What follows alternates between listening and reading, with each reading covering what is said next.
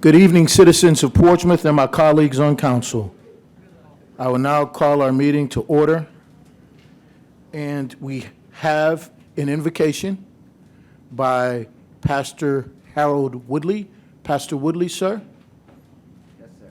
Union Bethel Church of God in Christ. Yes, sir. Thank you for being here, sir. Located at 3223 Airline Boulevard. Council members, please stand for the invocation. And everyone, please stand.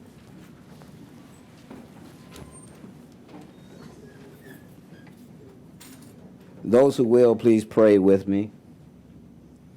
Our most gracious God and eternal Savior, we thank you for your manifold blessings you have given to us. You are better to us than we are to ourselves. We thank you for this official meeting of the Portsmouth City Council, and for all of the members of this governing body, including Mayor Shannon E. Glover, Vice Mayor DeAndre Bonds, Councilmember William E. Moody Jr., Councilmember Lisa L. Lucas Burke, Councilmember Dr. Mark M. Whitaker, Councilmember Paul J. Battle, and Councilmember Christopher Ward Jr. We pray that you will guide their minds and their hearts to provide honorable and just leadership for the people whom they serve in this beautiful city of Portsmouth. Bless them to serve with integrity, honesty, and uprightness of spirit, that they may do what is best for the greater good of all concerned. Give them the wisdom to govern amid the conflicting interests and issues of our times, and the ability to work together even when there is honest disagreement. Grant them personal peace in their lives and joy in their tasks. I pray for the agenda set before them today. Please give an assurance of what would please you and what would benefit those who live, work, and do business in our beloved city of Portsmouth. I ask these and all of the blessings in the high and holy name of Christ Jesus, our Lord and Savior. Amen. Amen. I pledge allegiance to the flag of the United States of America and to the republic for which it stands, one nation, under God, indivisible, with liberty and justice for all.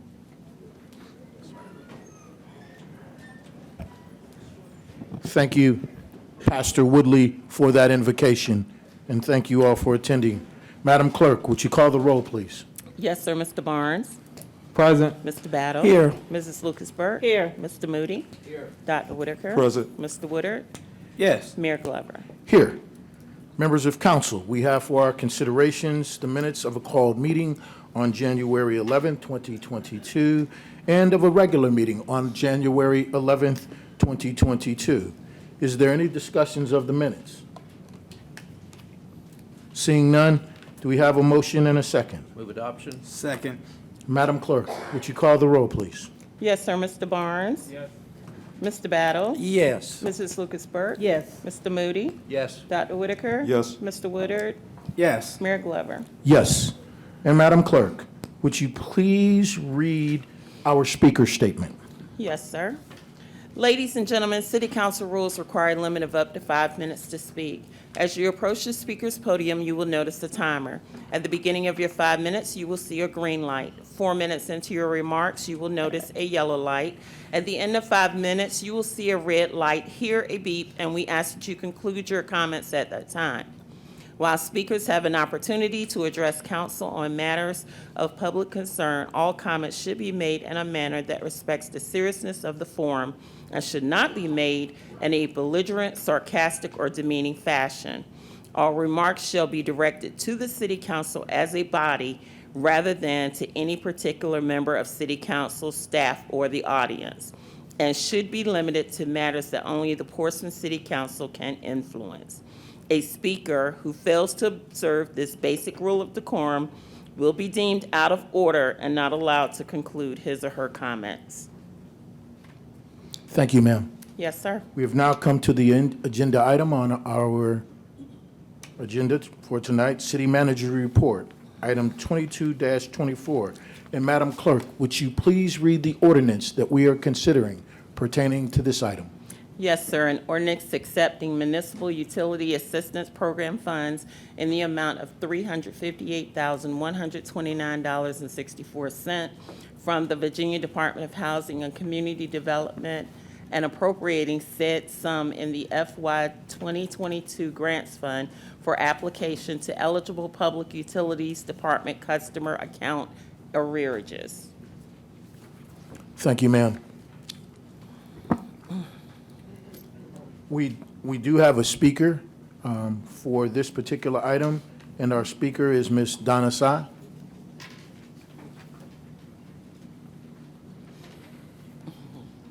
Ms. Sy, good evening. Good evening, y'all. You have 5 minutes, ma'am. My name is Donna Sy. I live in the Woodbine Farms neighborhood in Churchland, District 5. Agenda item 22-24 is an ordinance to accept the $358,000 from the Commonwealth of Virginia's Department of Housing and Community Development Fund to appropriate the money for the year 2022 Grants Fund to apply to eligible Public Utilities Department customers with overdue debt for failure to pay his or her utility bill on time.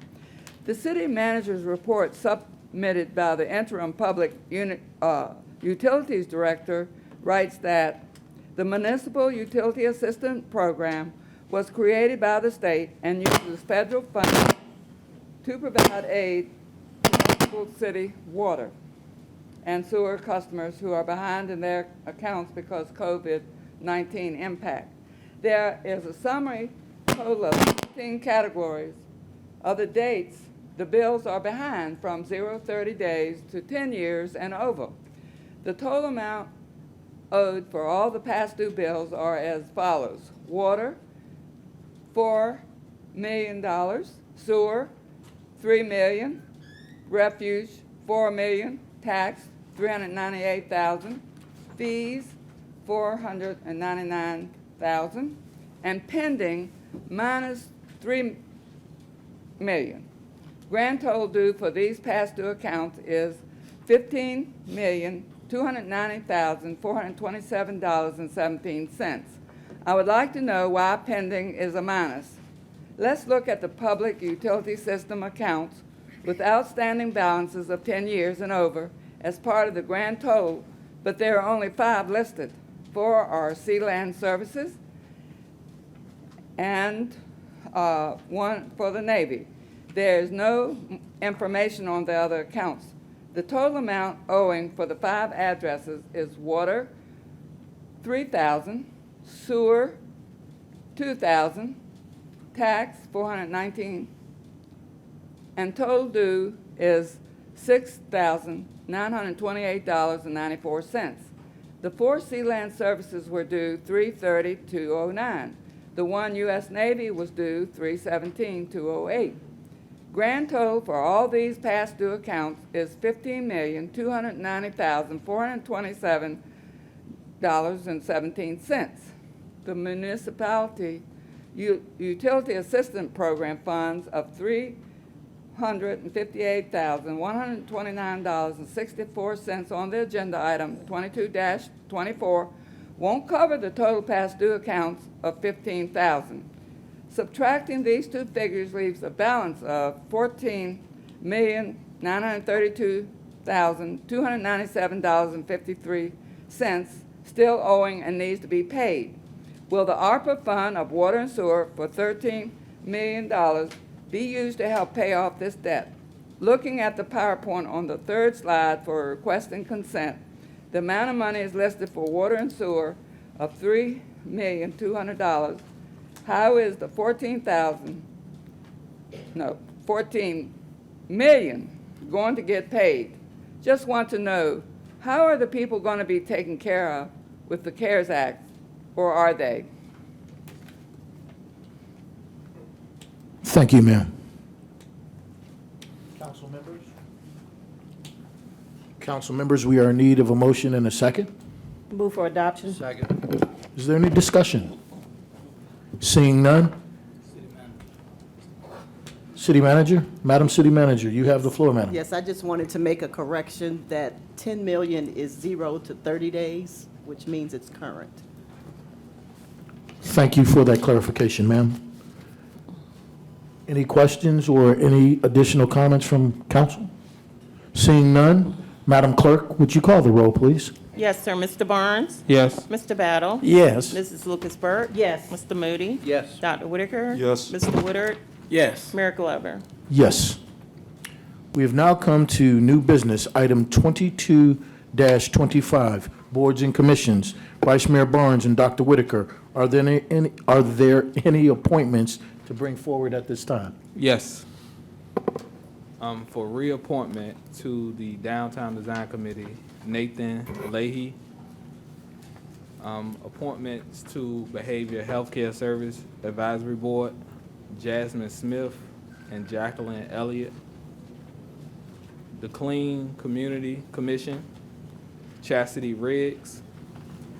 For the Historical Preservation Committee, Mary McManus, Victoria Ward, and George Brockman. For Parks and Recreation Commission, Eugene Swenson. And we have 3 for the same person. She's our interim director of social services. Tidewater Youth Services, Community Policy and Management, Community Criminal Justice Board, all Anita Golden.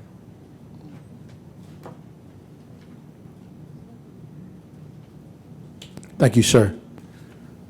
And Madam Clerk, we normally call for a motion and a second on Yes, this. sir. So is there a motion to vote on these appointments? Move for approval. Is there a second? Second. Any discussion amongst my colleagues on council? Councilmember Moody, sir, you have the floor. Thank you, Mayor. I guess my question is to our Personnel Committee. Normally, we discuss boards and commission appointments prior to the formal meeting. I don't recall that being done. Has the procedure changed?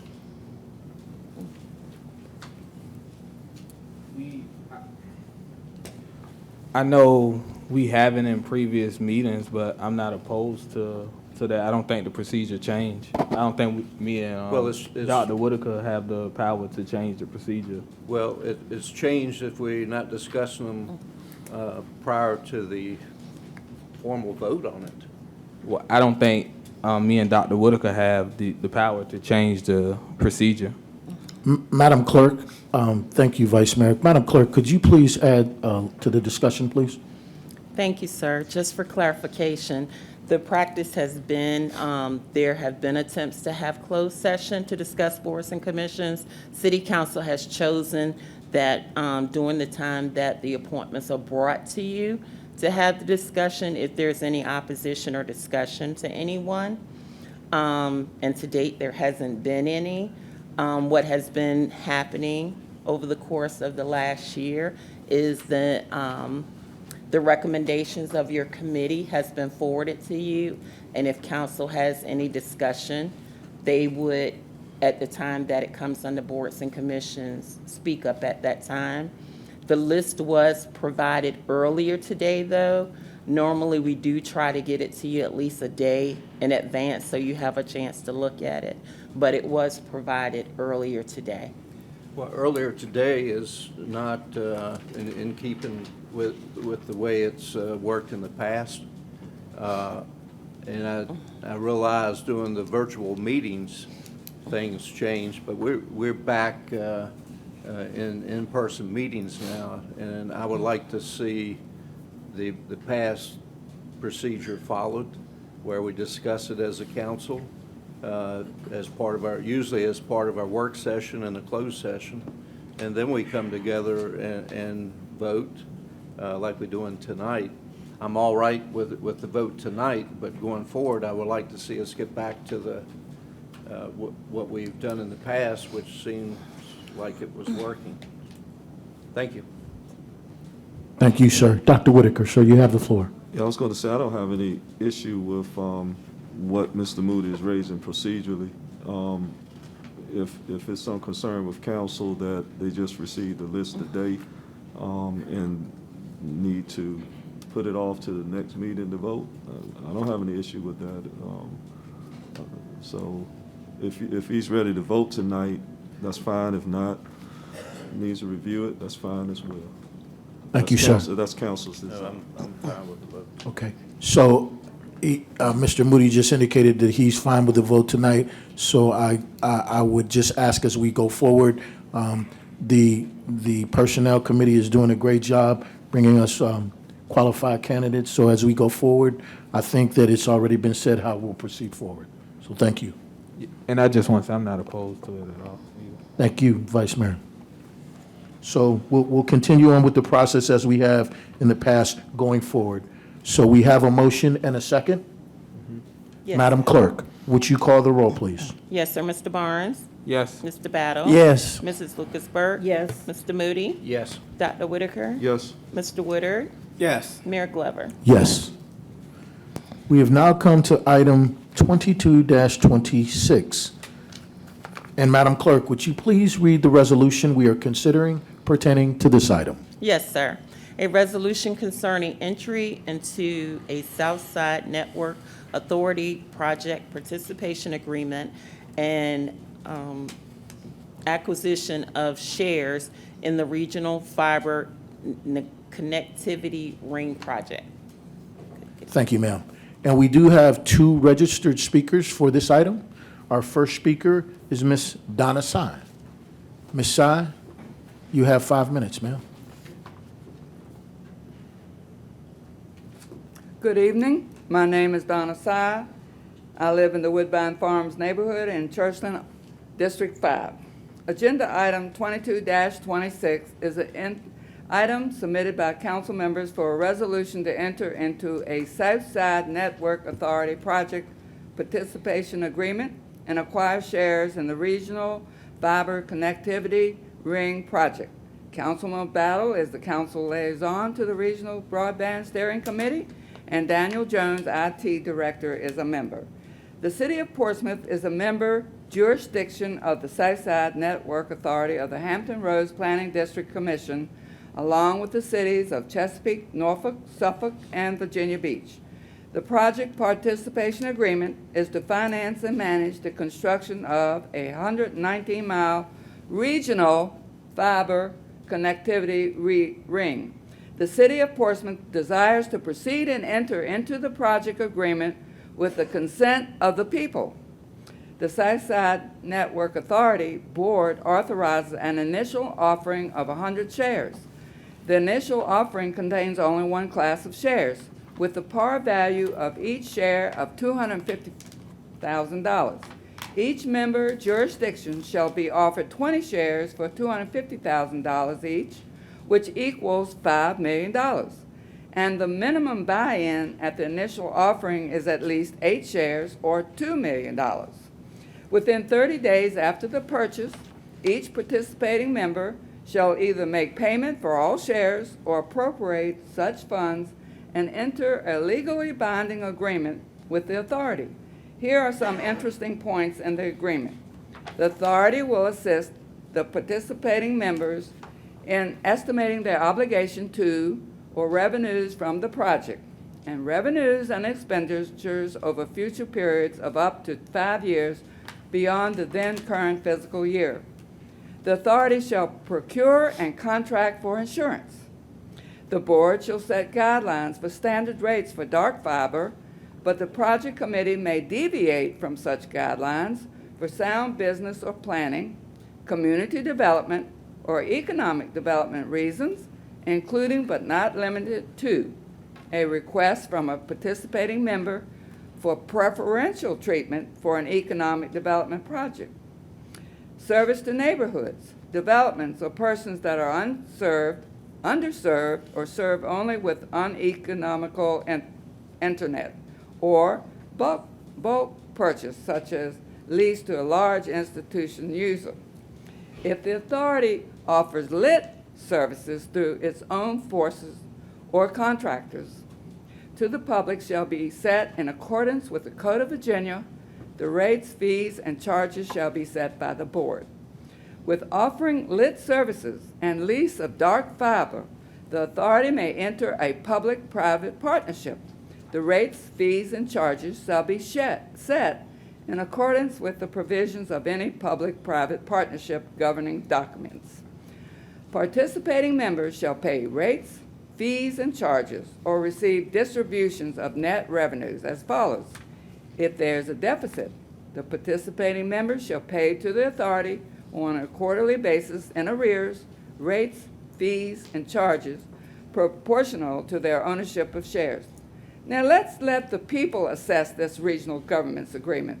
Basically, this regional government is taking away private business ability to do this work or address the dangers to the human body and the environment from the 5G radiation. Next, where is the city going to get $5 million when the people can't even pay for the water and sewer bills of the people?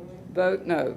This regional government is part of the New World Order to take over the people without his or her knowledge or consent. Thank you, ma'am. Our next speaker is Mr. Mark Godaldig-Yatrovsky. And Mr. Yatrovsky, sir, you have 5 minutes.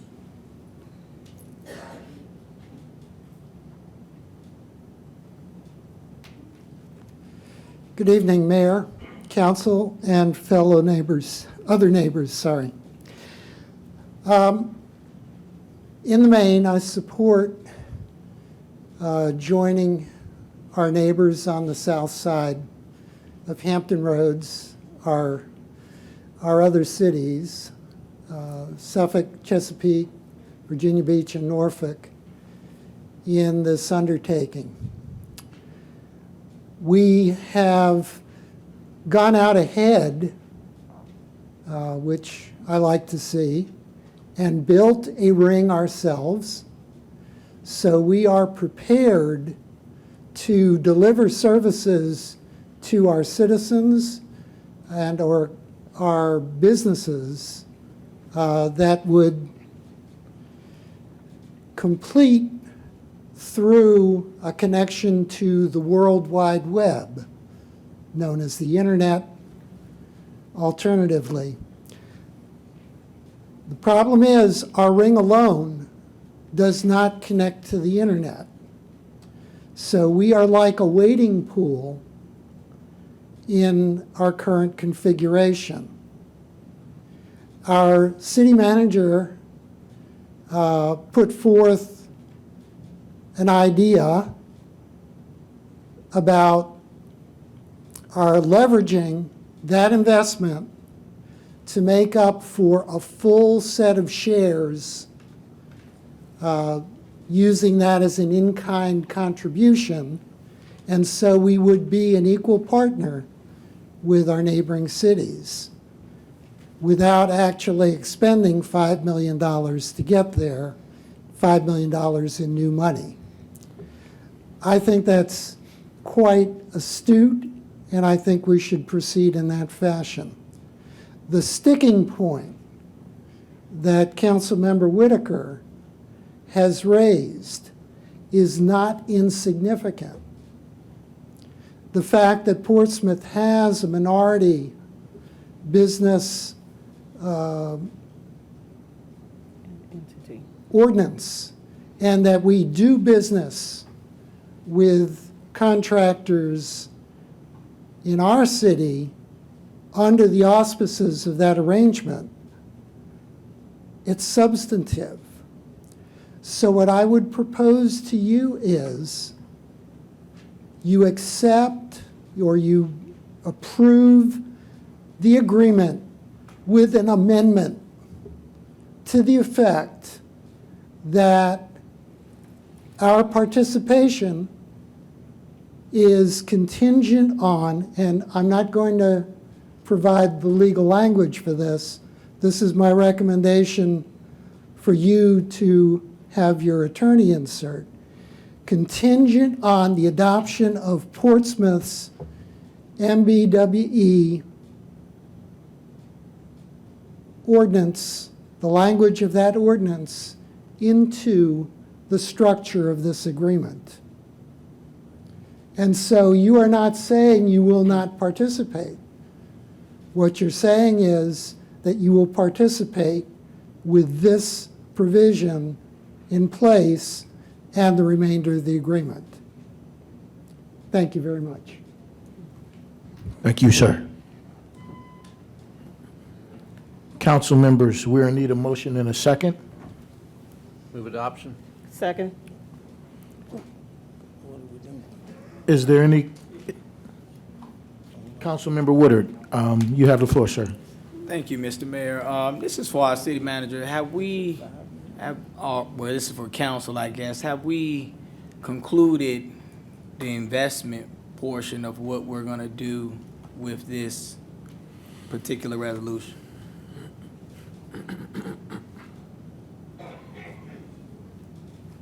Three, 3.5 or, We have not right. decided that. You need to decide that as a body, whether it's the 3.5 or the 5. Would that come before the vote or? In the resolution, it doesn't state either or. Right. So I think part of what my colleague's question is, it doesn't, which one are we doing? Because it doesn't state the number in the resolution. 5 million. Wouldn't somebody do that in a motion? Yes. I'd like to make a motion that we invest 5 million, be an equal partner here. To invest 3.5 million puts us at a disadvantage. We don't want to be at a disadvantage.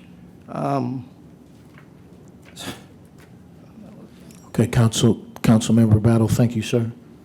Are there any other comments? Dr. Whitaker, sir, you have the floor.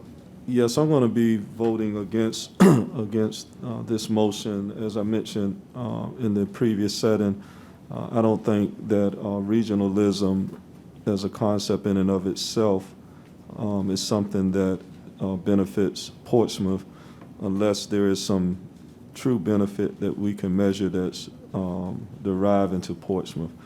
And also, the fact that we have already seen, again, evidence of how regional projects have not worked with Portsmouth. And then the issue about the minority contracting piece. I am to the point now that it becomes intolerable to keep listening to all of this economic gain that we brag about, monies we bring into Portsmouth, and now at the regional level, revenues that may be generated, but yet when we see the time to spend dollars with minority contractors, and particularly African American, is non-existent. And so I'm not going to continue to keep giving up our tax dollars and putting them into programs that are not reflecting respect for who we are. And I think that what Mr. Godolke-Yatrowski mentioned, that's not going to work because that ordinance deals with our city manager. It doesn't deal with anything pertaining to the network. And so I think that the Southside Authority, they had an opportunity here in a multi-million-dollar project to include minorities, and it's not there. Persons are sitting on these councils and authorities and letting this happen, and I think it's time that we stop funding these things that do not fund the interests of our citizens. And so I'm going to vote against it. Attorney Stromberg, you have the floor, sir. I just want to point out that I believe the resolution was for 3.5 million purchase, and that was, the motion was made and seconded. Since that time, Mr. Battle has made an amendment or offered an amendment, which I don't believe was seconded. And so I didn't know if there was a second to that. He wanted to change the resolution from 3.5 to 5 million, I believe, as an amendment to the resolution that's pending.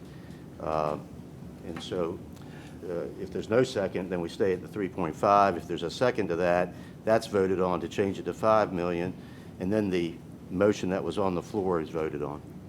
Thank you. Correct. Thank you, sir. Vice Mayor Barnes, you have the floor, sir.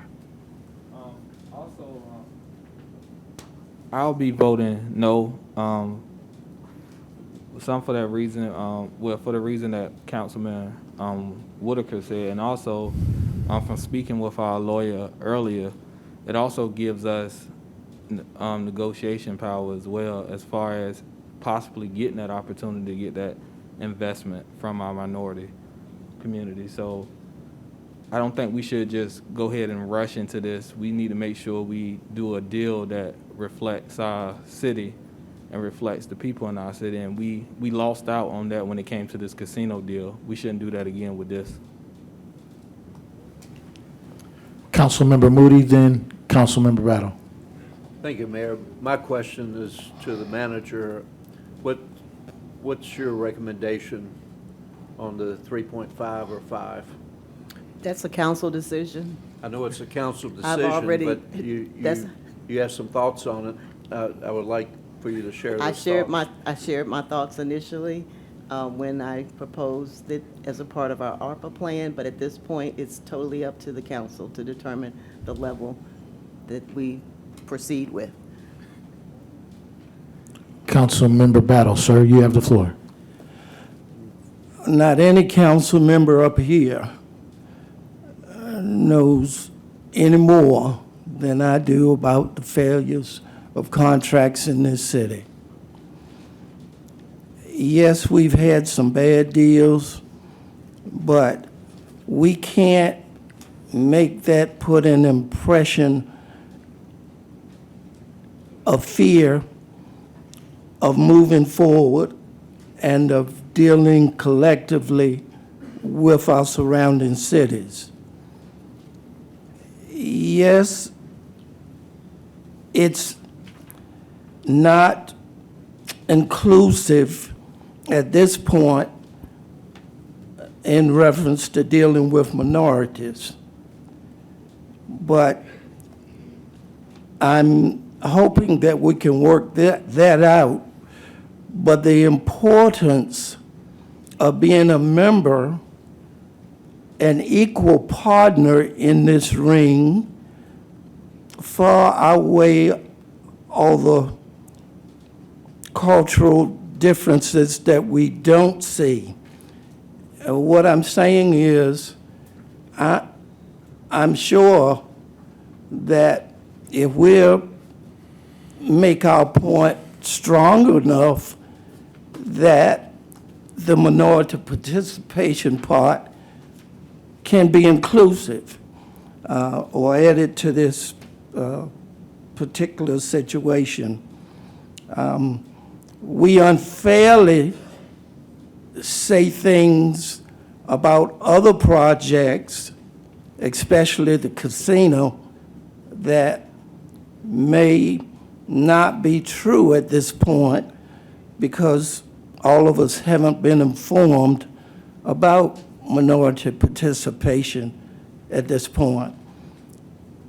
But for the sake of progress of this city and all of the citizens, which mean brown, tan, green, black, blue, I feel that this is a good situation for us, and it's applicable because it's about timing.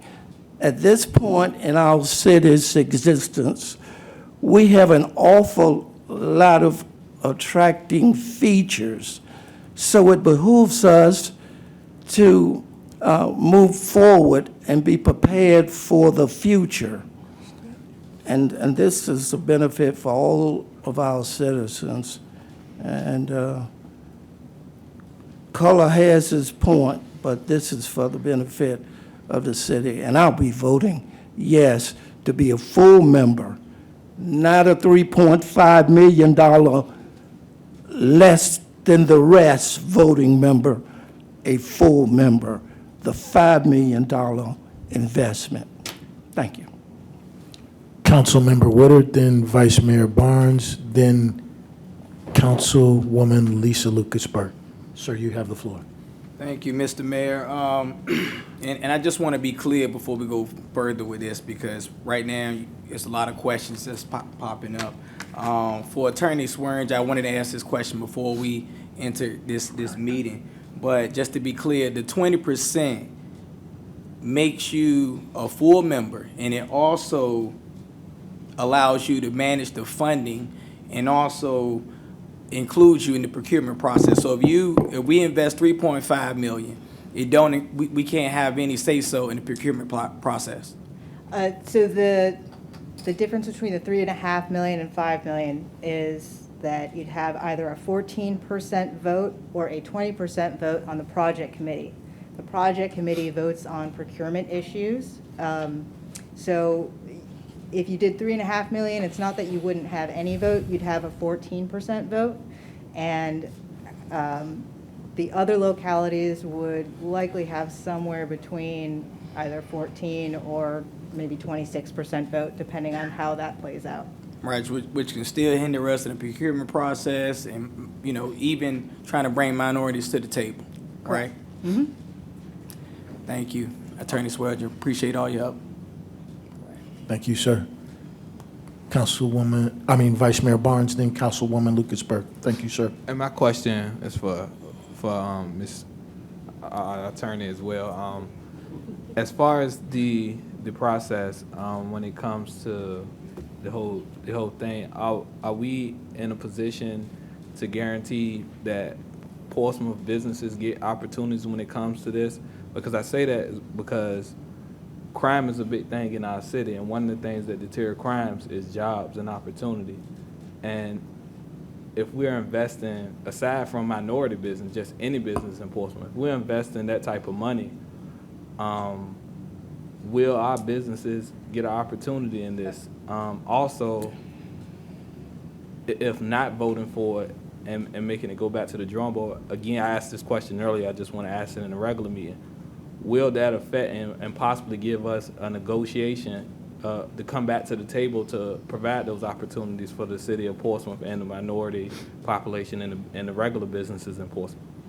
Sure. So, Vice Mayor, for your first question, I'm assuming you're talking about the actual contracting, whether those contracts would go to local businesses. There are federal and state laws that prevent you from putting in the contract language any sort of requirement that you hire local. I will say that the contractors who have the higher bids are they're in this region, so I can't say that it would be Portsmouth, but it's more likely that they'll use more local companies.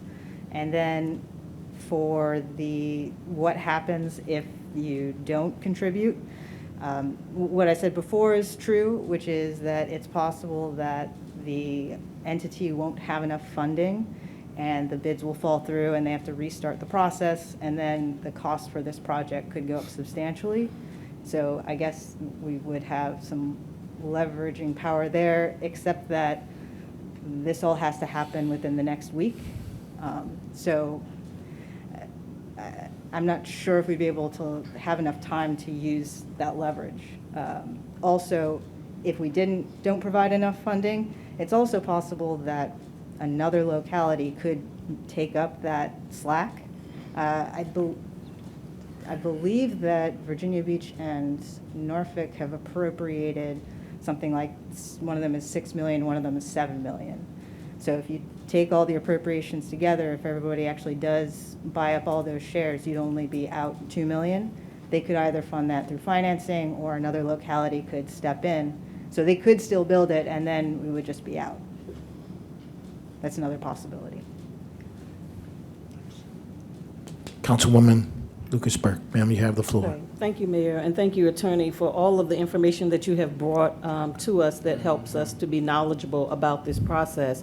As one of the members of this council who conceptualized this in 2017 with Ben Davenport from Virginia Beach and Andrea McClellan from Norfolk, we all came together, 5 of us, didn't know what this would turn out to be, but we thought that this would be a good idea to include our cities in an opportunity to be able to be powerful in knowledge and to be able to provide back to our citizens. I know all of us have had opportunities where I wished I had invested in Dollar Tree, or I wish I had invested in Amazon, or I wish I had put $20 in Cox Cable. You know, this is our opportunity to get in.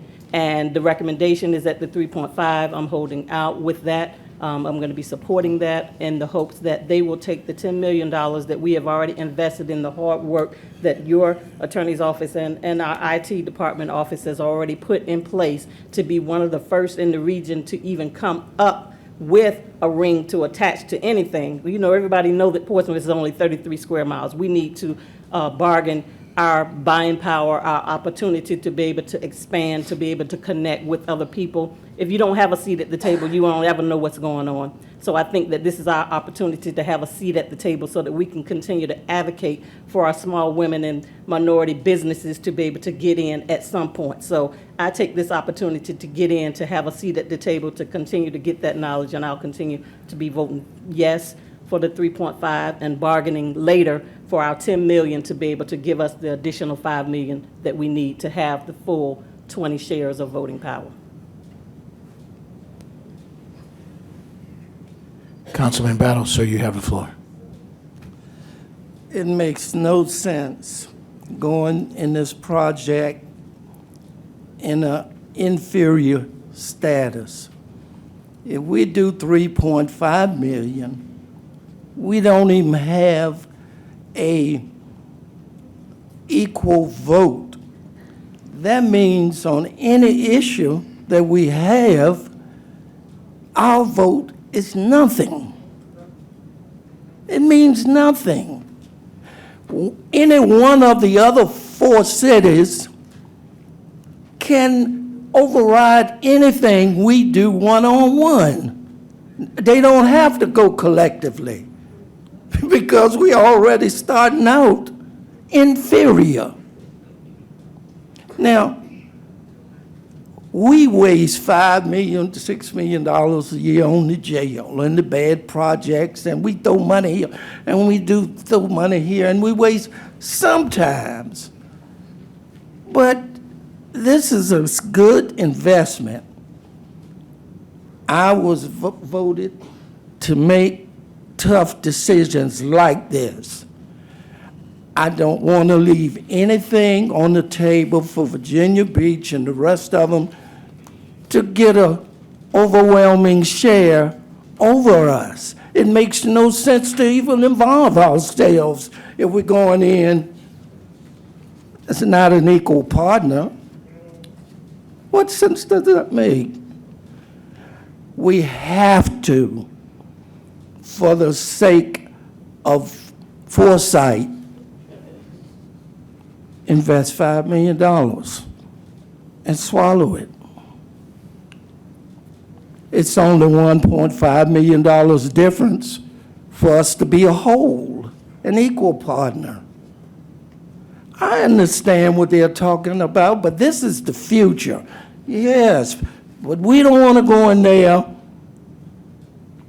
as we complain about as a minority. We always complain about being a minority.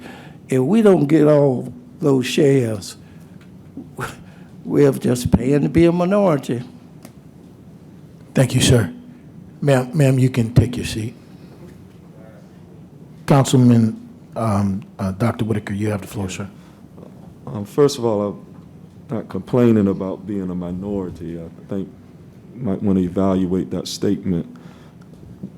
I think historically what I'm saying is that if they have already shown you their hand, that you have no involvement in the design, and you're talking about multi-million-dollar contracts for this construction design, and you're not included. So what makes you think down the road now is going to trickle down into somehow uplifting your community?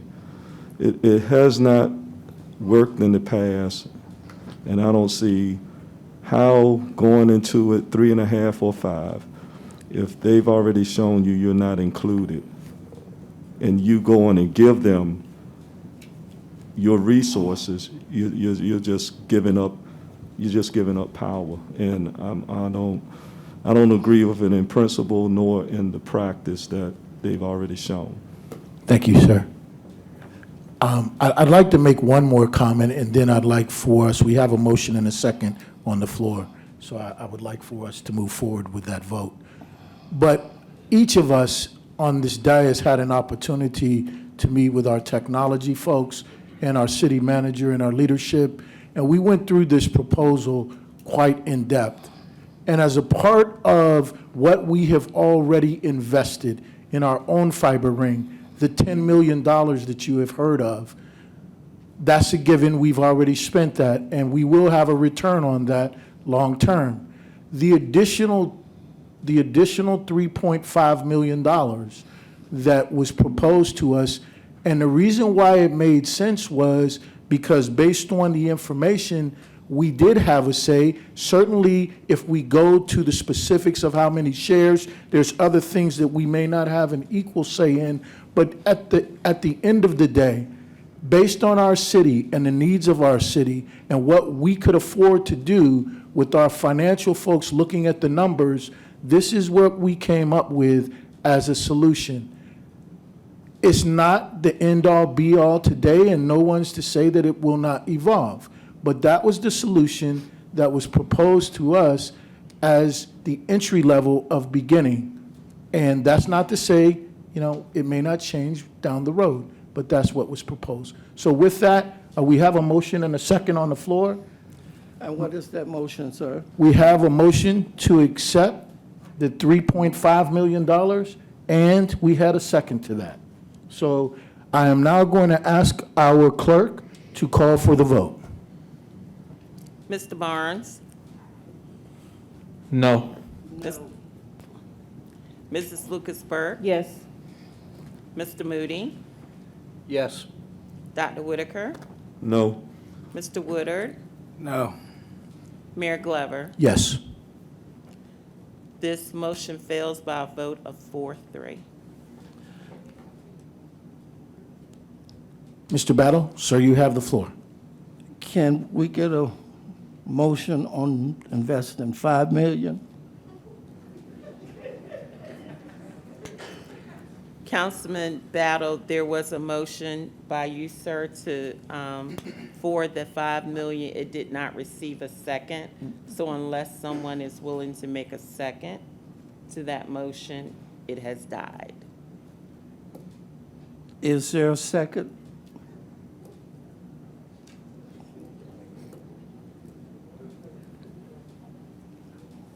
So be it.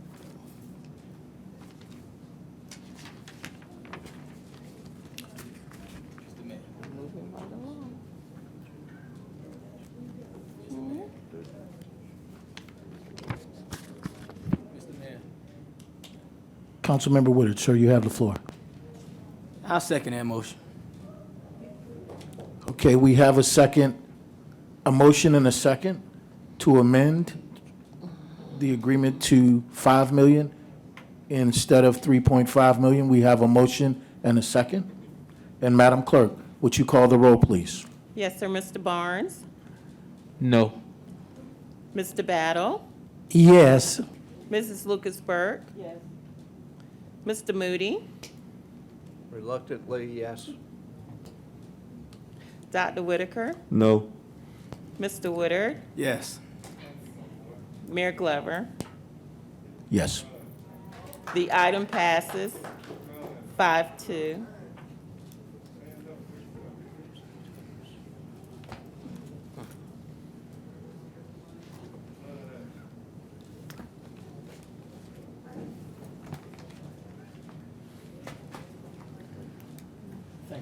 Thank you, Madam Clerk. Yes. We have now come to items submitted by council members. Council members, do you have any additional items to submit? Seeing none, go ahead, Vice Mayor Barnes, you have the floor, sir. I just want to acknowledge that today we swore in two new assistant police chief, Nashayla Nelson and Stephen Jenkins. From my understanding, they've been working in the community and talking to some of the citizens in the city. These look like two good additions that the people of the community are proud of. And that is, well, also I wanted to know, what is the status of where are we at regarding the Charles Pete baseball field and the Cavalry Manor concession stand? I can speak to the Cavalier Manor concession stand, and I'll do the Charles Pete in a report back. Okay. The Cavalier Manor concession stand, we were waiting on the doors. We're still waiting on the doors. We anticipate getting them sometime this week. That's the last thing that needs to be done. Once the doors are in, they will do a punch list, complete the inspections, and be ready to go.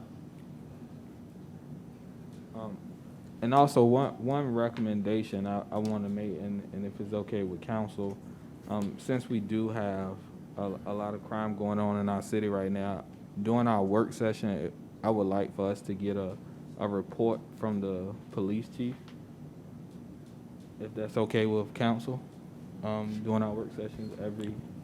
Madam City Manager? That's definitely fine. But let me just note that our crime strategies do not just involve police. We are also doing other initiatives, and we'll be happy to report a summary of those initiatives at the work session. And that was my next one as well, because I did ask for it in December and we didn't get it. No, that's because we've had time-sensitive items, but we definitely plan to come back with that as soon as possible. Well, I think anything dealing with the crime is time sensitive, We are especially when we're losing a lot of people every day. I totally agree. Councilman Battle, sir, you have the floor.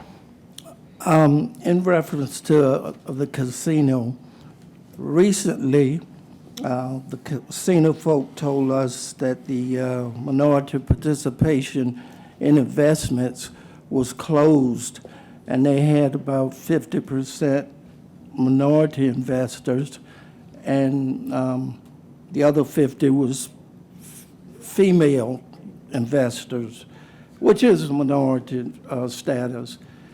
And an attorney in our city called, and he had investments for African Americans in this city.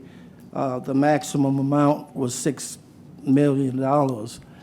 And he was telling me that the minority investment had closed. And I was fortunate enough to have the number of one of the principal owners of the casino, and I called him and made him aware what had transpired, and we had a conference call, and the process was opened back up for African Americans who got that total $6 million investment plus the other minority investments. So when we're talking about the casino, we're dealing with folk of good faith and principle to a point. And I just wanted to make the citizens aware of this. There was no loss, and it was the total $6 million plus in investments. Thank you. Thank you, sir. Vice Mayor Barnes, you have the floor, sir. Can we get a report back of that? Because you said 50% minority participation? No.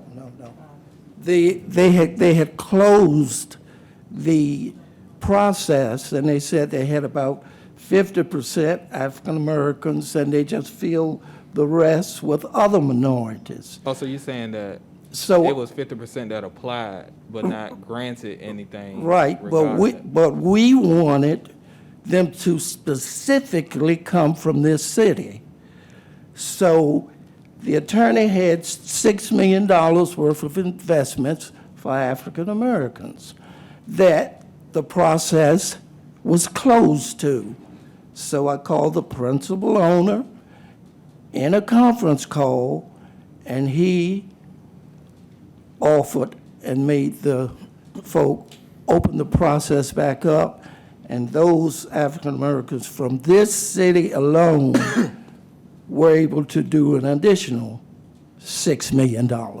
So for clarification, they were able to apply, not, No, they were able to invest that $6 million. Excuse me, gentlemen, I don't mean to interrupt, but the discussion is kind of getting away. We're going down a road that we just need to wrap it up, please, in the interest of time, because we have speakers to bring forward. all right, well, can we get a presentation on that? I would like to hear about that. I will provide a report back update on that. Thank you, ma'am. Mr. Mayor. Dr. Whitaker, sir, you have the floor. So, some items here for the city manager. The ARPA funding that we discussed, there was supposed to have been a report back as far as how that's going to be allocated, the citizens' direct payment. So when will we be getting that? We have good news. The holdup is, we just found out from the state that those citizens meeting the TANF requirement will be getting another one-time payment of $904. One-time payment of $904. We're trying to determine who they are so that we know how we want to proceed with the amount of funding that the council has allocated. Now, when you say another one time, when was the previous? Well, we're talking about the one-time funding, we're talking about the additional ARPA dollars available for TANF participants. That's over and above the ARPA funds that we have. So when would that, was there already an initial? I didn't know there was an initial distribution. No, the initial distribution is what we have. Right. The 56 million. Right, but I mean, as far as the direct payments. No. This is the first that we've heard that the state is going to provide a $900. Oh, the state. The state. This is coming from the state This in is coming addition from the to. state, in addition to what we have. Okay, okay. So this over and above what we're talking about. Okay. There's going to be $904, a one-time payment to TANF participants, and we need to ensure that we know who they are. Okay, and we will be getting the report back as far as how that's going to be distributed, Yes. how our ARPA funds. Yes, in addition to that, we will talk about how our ARPA funds are going to be distributed. Yes. Okay. We just wanted to wait to have that so you would have the full picture. Okay, okay. And we hope to have that information this week, so by Okay. the time we get it, we'll send it out before the next meeting. Okay, and the other issue, Mayor, is that there was a notice that was in the paper regarding the unsolicited bid, and it was the unsolicited bid that involved the public-private infrastructure as well as Portsmouth public-private educational infrastructure guidelines. And it mentions about the developer and also the development of downtown area, including construction of a new Portsmouth City Hall on property either owned by the city or other entities. The issue that I have with this is not so much of the developer, and that my issue is with the process. And I know I have voiced before that a project of this magnitude on the waterfront, the major development in the city, a generational development that multi-millions of dollars will be spent, that should not be done through such a process as an unsolicited bid, that should be put forth out where we can have bidders from all over the country. Also, this statement says in the paper, it is the intent of the city to accept the proposal. How can one say what the intent of the city is when we have not stated where we stand?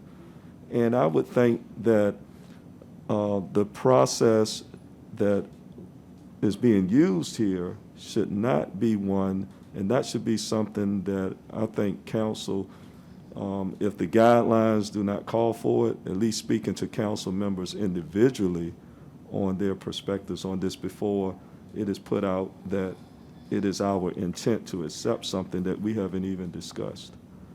Let me respond to that. First, that that article, the way that you're interpreting it is incorrect. What we did was accept on the conceptual nature of the proposal. There's a host of additional But information. when you say "we," The city manager, Okay, so the language in here is incorrect? correct. We have not accepted the proposal. We accepted the proposal on the basis of a conceptual plan, which is far from having a plan. And part of that process is getting additional information to even see if the proposal has merit. Once it's determined that the proposal has merit, then it would come back before the council and talk about the proposal and what it contains. And at that point, we would make a decision, the council, to solicit additional bids, because at the point we noticed that we were accepting the conceptual design, that gave everyone access to that proposal from a conceptual stage, and they have until February the 1st to submit additional proposals, to which we would then review, set criteria. There will be a whole process with council. There will be public hearings. So this is totally preliminary. Right, so my point here is that why are we even traveling down this road? Because it's an unsolicited process. And at that point of the conceptual acceptance, was there an opportunity to accept or reject at Correct. that point? Was there? There was. So that's what I'm saying. Why would we accept going down a road that would not be in at least council's interest to at least find out if we want to go down the road of an unsolicited bid versus opening it up for a more open process? And at this point, I would say that as the policies or the guidelines that we have, it clearly states that that's a city manager position to do, accept or not accept. Prior to moving forward from anything beyond the conceptual stage, that involves council. Right, right. And okay. so I am always going to be willing to look at what is out there as a possibility to explore it and to see if there's something that has merit, and then bring it to the council before any decisions are made, so that we're looking at every opportunity. Right. Look, like I said, and I won't prolong, my only point is that the process of using an unsolicited bid and going down that road, that's not a road we should travel. It should be one that is more open than the process. I know you have the discretion. I totally agree. But I would think that it would be a discretion that has also been informed some Yes. by council. And now what I would do is to say to that is at the conceptual stage, we looked at the proposal had merit from a conceptual stage. We would have not gone further without having that conversation. And to your point is, I hear you say that we should not consider unsolicited proposals because we want transparency, we want more involvement. It's a large project. I totally understand that. It's just a matter of where we pull the plug. Right, and I just want to let you know, this is not a new comment I'm making. I made this comment when the unsolicited bid was submitted by another developer a few years ago. I get it. Thank you. Thank you, sir, and thank you, ma'am. Are there any other pending items, Ms. Jones? We've covered the pending items that I was going to discuss. I know, I just want to make sure that there are no other ones. No, I did want to say in regards to the cemetery, we are moving forward with the assessment of Mount Cavalry. Thank you, ma'am. Mr. Mayor, it's not I thought we were on the item submitted still, but. Well, we can go, we can interchange, sir. But I just want to say that Councilwoman Lucasberg and myself, we met last week with the disparity study committee. I thought it was a very productive meeting in evaluating the two vendors. And I think we made it clear that since we have already had data from 2007 that has shown significant underutilization of minority contractors, that we have data available to put forth some more aggressive type of recommendations so that we can help to solve this problem. Well, sir, we appreciate both of yous and both of our council members' involvement in that process and working with the whole committee. I think that we will get to some better places as we go forward.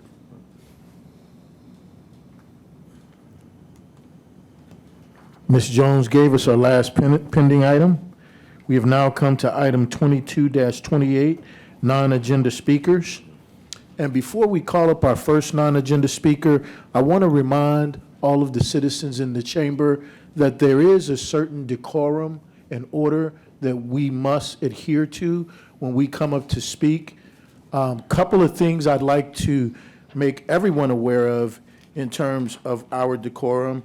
No language or conduct detrimental to the function of the meeting will be permitted. In addition to that, no citizen shall be permitted to make personal accusations, attacks against another citizen or members of this council. We understand that we have a number of speakers tonight that will be coming forward with a number of issues and concerns, and we are here to listen, and we are here to help. We are all in this together as a city and as a council. There is no us against them, so let's work together to begin to solve the challenges that impact all of us. I think that is what we will adhere to. If for some reason you come up as a speaker and you intend not to adhere to those rules, you will be asked to stop your comments and asked to take your seat at that time. Thank you. And our first speaker.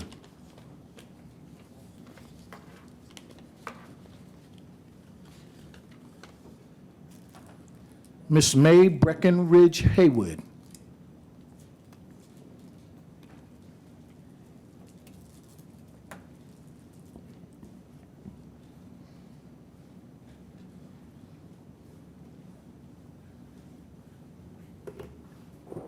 Good evening, May. Good evening, everybody. Thank you very much, sir. My name is May Breckenridge Haywood. I reside in the Cavalier Manor section of the city. I am connected with the African American Historical Society of Portsmouth.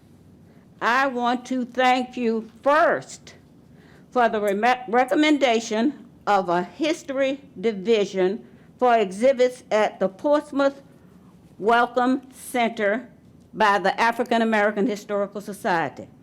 I hope that we can get an MOA with the city so that we can continue these exhibits for history in that facility. Next, I want to speak briefly about voting yes on Ordinance 22-10, January 11, for transfer of CIP fund budget for assessment to the Lincoln Cemetery and the Mount Calvary Cemetery. That funding is absolutely necessary for Lincoln, but not for Mount Calvary, because the assessment for Mount Calvary has already been done. And therefore, I request that these funds instead be used for improvements for repair, replace, restore, and fill in graves, as well as signage, and include a brochure to give the public facts about the location and historical complex for the Mount Calvary Cemetery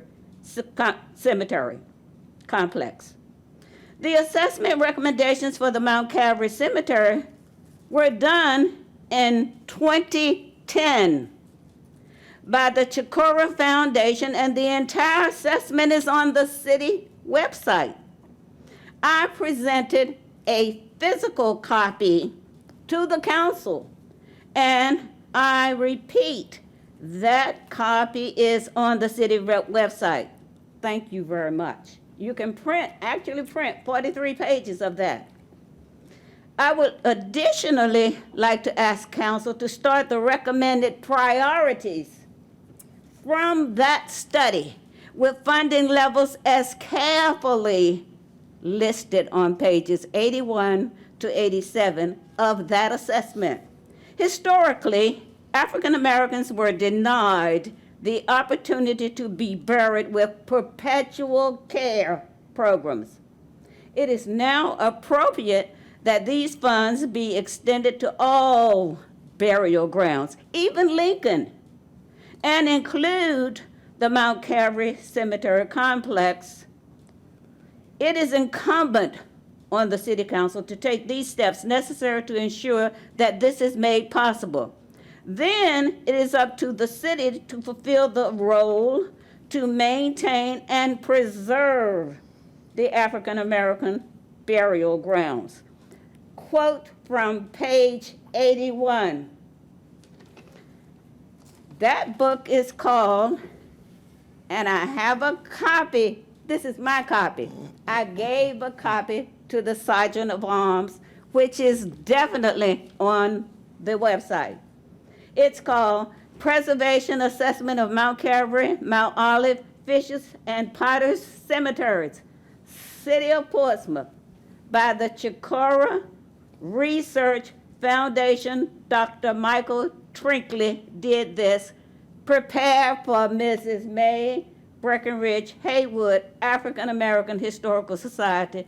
Chikora did this November 1, 2010. Thank you. Are there any questions? Dr. Whitaker, sir, you have the floor. Thank you, Ms. Breckenridge Haywood.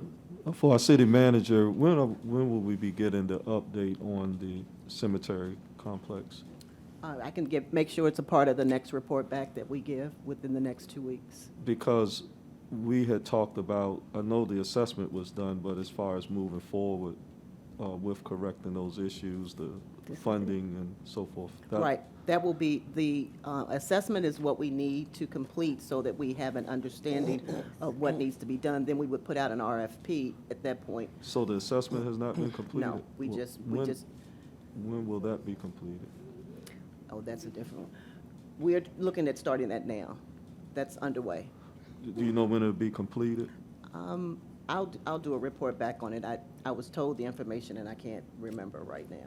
Excuse me, this is the assessment. Right. It needs to be done, the things need to be done according to this. Right, Ms. Breckenridge Haywood, I'm not ignoring that that has been done in 2010, and I'm not sure to what level, but I know what we're looking to do for those cemeteries is not just repair and fix, but Right. to put it at a level where it should be and to respect, and that may be in there from 2010. It's in here. I'm thinking too that there's some things that have to be updated, but want to let you know that that is something that is a priority.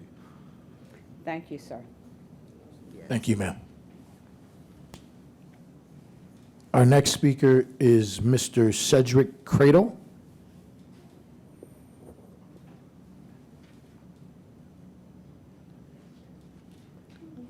Thank you for coming this evening, Mr. Cradle. Yes, sir. And you have 5 minutes, sir. Good evening, council, mayor, and distinguished guests. First thing I want to say is, no mother should have to bury their child. No mother or father should have to bury their child. There's a crisis. There's an epidemic going on. And I don't know if none of you guys care, but it seems like you don't. First thing I want to say is there's a safety issue. There's a safety issue in our community. I've had conversations with so many mothers who can't get services from the police department to find out what's going on with an unsolved murder in the previous 5 years, from 5 years ago to now. And they're hurting.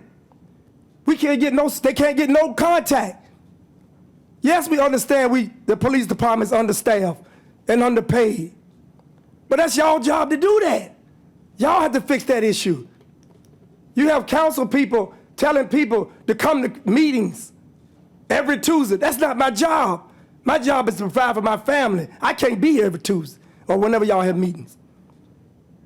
There are so many things that can be done to change this narrative. Like pay the police department, pay them, have some incentives, some tax incentives, so you can get some good policing. But I don't hear that. You don't see it. The mothers are crying. How do I know? Because I hear from them every single day. There's a lot of pictures out here. All you got to do is see. And most of those crimes, those deaths are unsolved. Corey Terry, unsolved. Emmanuel Terry, unsolved. Jeff Bazemore, unsolved. Bamboo, unsolved. Tasia Hicks, unsolved. Dante Collins, unsolved. Rob Artis, unsolved. So many. Have you lost a child? Has death knocked on your door? Did you have to bury your loved one? These mothers are crying, and you guys are not helping them. Help the police department. We know they don't have the resources. What about grief counseling? Why haven't we put something in place? What about the 6-month study that was supposed to be done? I know some of you councilmen think I'm crazy because like one of them or two said I might be, but I ain't want to get involved with this. I ain't have no choice because so many parents are reaching out to me. I ain't no city council person. I'm on a concerned citizen. But when I see the bodies that are dropping, they play with my sons. They know my daughters. That's what's concerning to me. I don't have no dog in this fight. I have all my children. But I'm scared that if something happened, there's nothing y'all gonna do. Because the parents are experiencing this. This is the epidemic. You worry about the corona, these people worry about dying of homicide. But y'all, yeah, you're letting guys go. You know, it's people, they know some instances who've done the crime. And I know some of the community is not doing their part. We understand it, but we pay taxes for y'all to make those decisions and give the police the opportunity and the funds so they can do their jobs. There's a problem. There's a disconnect here. There's a serious disconnect. And what's going to happen is going to knock on one of y'all doors. And a council person told me I had somebody that passed away. Well, I got 55 names in my book. You're one to that 55. And that, I'm not excluding, saying that I rest in peace to that young man. But what about the 55 before him? What about Treese Barrett's son? What about Monica Acton's son? What about Dante Copeland? I know the names, I know the parents. Y'all don't know, some of y'all don't know, y'all know, there's a disconnect. Have you reached out to any parents? No, that's not my job. Why it ain't?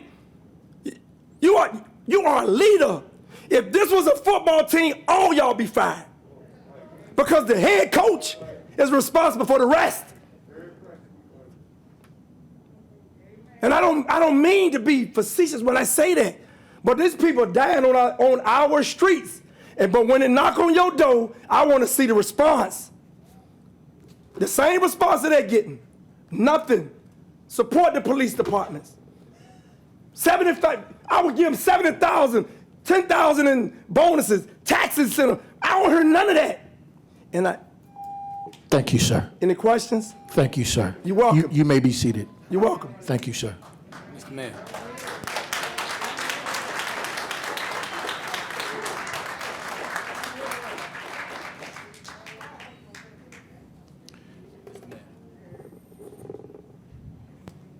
Councilmember Woodard, you have the floor, sir. Thank you. How you doing, Mr. Cedric?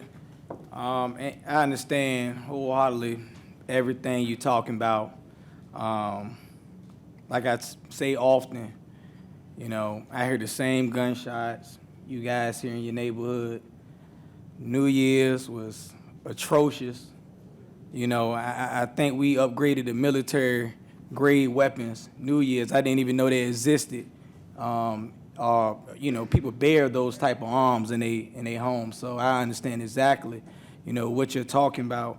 And as a leader of this city, before I was elected, you know, just being a stand-up guy in your neighborhood, because it starts within your community.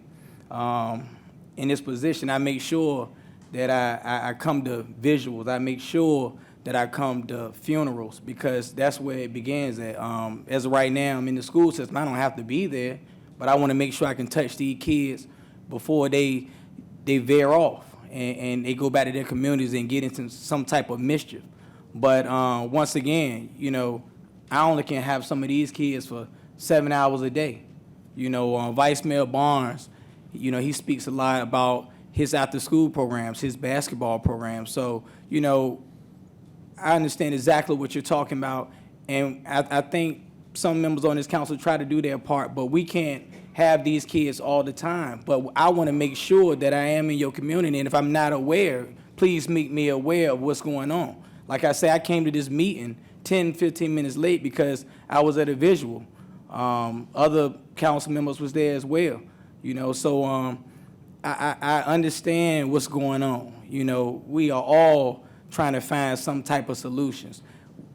We are hoping that the community, well, I am hoping that the community can help me, assist me, step up, you know, so we can figure out exactly what's going on. Because like I say, I stay right in the heart of all of this stuff. So I'm not oblivious to what's going on at all. You know, believe me, I tell my son to sit on the ground at times as well. When it's a little bit too much, shoot them up, bang, bang outside. So I get exactly what you're saying, you know, and I chose to live there because nobody's going to run me out my community. That's number one, okay? I grew up out Brighton, Prentice Park area. I ain't going nowhere, okay? So I get exactly what you're talking about. People that you named on that list, once again, that's my girlfriend of 10 years, cousin, Bamboo. So, you know, I got those calls before, you know, it hit the news or whatnot. So I get exactly what you're talking about. But believe me, we're going to need everyone to help us out in this fight. We really are. I mean, one thing about Portsmouth, we are a tight-knit community, all right? We are. But the thing is, we don't have to come together when someone passes away. We got to make sure we're doing some preventive measures as well, all right? We got to make sure we saying, hey, listen, your son doing a little bit too much over there, all right? We got to make sure we doing those things. Because like I say, once again, I'm in the communities with you. I'm walking your communities. My family still lives out your communities. I still have to go out London Oaks. Sometimes with a suit on. Because guess what? That's my aunt. That's my cousin. Right? That's still your family. So I see what's going on. But once again, when people are having rallies as well, stop the violence rallies, I want to make sure I see everyone in all communities come out to these things. I don't know the young man that died, but guess what I said last council meeting? How fast can we get out of here so we can go look at that game tonight? Unfortunately, that was the last game that he played, right? So we got to make sure that we are in the community as well. Maybe these kids, if they see a little bit more parents at their games, then they'll say, you know what, hey, we can't act crazy in here. We can't be around here doing this crazy stuff, you know? So we got to make sure that we are present and we're showing leadership as well. It ain't about sitting on this dais. I can take this little lapel off and step down there with you guys, but we got to be leaders in our community as well. When I step up here and I get all the scrutiny of being an elected official, I chose that. Okay, I'm here for the scrutiny, but I started off as a leader in my community first. That's where I started off at, and now I don't have no problem with going back. That's why I still live there. I want to make sure that representation is there. So we got to all understand this. But when I see people come down here and I don't see you in our community, I don't know what you're doing, how you're not playing your part. You got to show these kids. These kids' face light up when they can see someone like myself sitting in a classroom, calling me the congressman, calling me the mayor. This stuff matters. I had dreadlocks. I signed up to lose more hair. You understand what I'm saying? We got to make sure we doing our part. Not being Facebook thugs, not putting comments in groups and not really showing up and providing solutions. This is what we got to do. And like I say, just because you sit on this dais right here don't mean you're somebody bigger. I don't want to be no one big. I want to be a part of the community. I want to sit up here so I can help change the things that's happening in my community. That's it. And I yield my time. Thank you, sir. Councilwoman Lucas-Burke, ma'am, you have the floor. Thank you, Mayor. And Mr. Cedric, you live right around the corner from where I was brought up on Basic Crescent. So I'm familiar with what's going on. I'm familiar with the situations that occur. Anytime any shooting or death occur, I'm getting a call and I'm addressing people over the phone. But in our public works session tonight, we had a presentation from vendor, and I believe gentleman, Mr. John Paul is still here, and it was on shooter identifier. Our city manager is putting things in place that is going to help us, but it's not just a city manager job to come up with, the shots fired software, or it's not just the city council's job to ask her to come up with a solution. It's going to take the city council and the city manager's decisions and us putting the resources in for the police department. It's going to take the churches. It's going to take the families. And I've had people to ask me, can they come together and have a forum? Well, on tomorrow, the chief will have a forum. So that will be your opportunity to go, to listen, to offer some suggestions, and to be a team player with what is going on. We can't be everywhere. The situations are happening so rampant, but the thing is, it's not just in Portsmouth. It's not just a Portsmouth issue. It's Virginia Beach. It's Norfolk. It's Suffolk. It's a nationwide issue. And we're doing what we can to address it, but we need everybody to come together. And, just like Councilman Woodard, he made some very good points. We can't keep pointing the finger at one person and asking them to be the solution for all of this. We're hurting to see that mother to run out of here in tears for whatever her pain was tonight. That hardens us as well. Our pain is felt when we see that, and that's not our intent. And it's not just us as the leaders. We're elected for a term of 4 years. We may get elected again. We may not. Then it's the next set of people that you're going to have to, ask to try to get some solutions. But come and listen to the presentations that we have. Go to the Chiefs Forum tomorrow so that you can voice some of your concerns and listen to see, what is going to be offered as a solution. Short of us all standing out and holding candles at a vigil, I get that our empathy is there, and we want to try to be at as many as we can. But we need some tangible solutions. We need our churches to come together. We need our communities, our civic leagues, and everybody to be a team player on this, because it's not just a city council issue. It is a nationwide issue that we need to address and come up with some solutions. Thank you, ma'am. Vice Mayor Barnes, sir, did you want the floor? So I think in this situation, I don't think anybody's crazy when it comes to this. I think people just mad. For years, we've had a big problem when it comes to the crime in our city. And it seems like it has been unanswered. I am now 36 years of age, but I grew up in Dale Homes, and the same crime was happening back then that's happening now. And it just seems like for the last 20 to 30 years, there haven't been any solution. So people are mad. People are pissed off. And I think that... Sir, our language has to be in accordance with the decorum. That's not appropriate language. That's not appropriate language. For saying... I'm just going to continue to talk to the citizens. I don't want my message to get distorted because of that. So in saying that, as you can see, when crime comes up, there are certain people who don't want the realness to come out when it comes to our crime. And my pitch to you as citizens is that I get it. We come to council, we talk to the whole council. But you got to come behind those who are actually pushing for policies and pushing to fix this crime, and you got to come after those who don't. So I get it.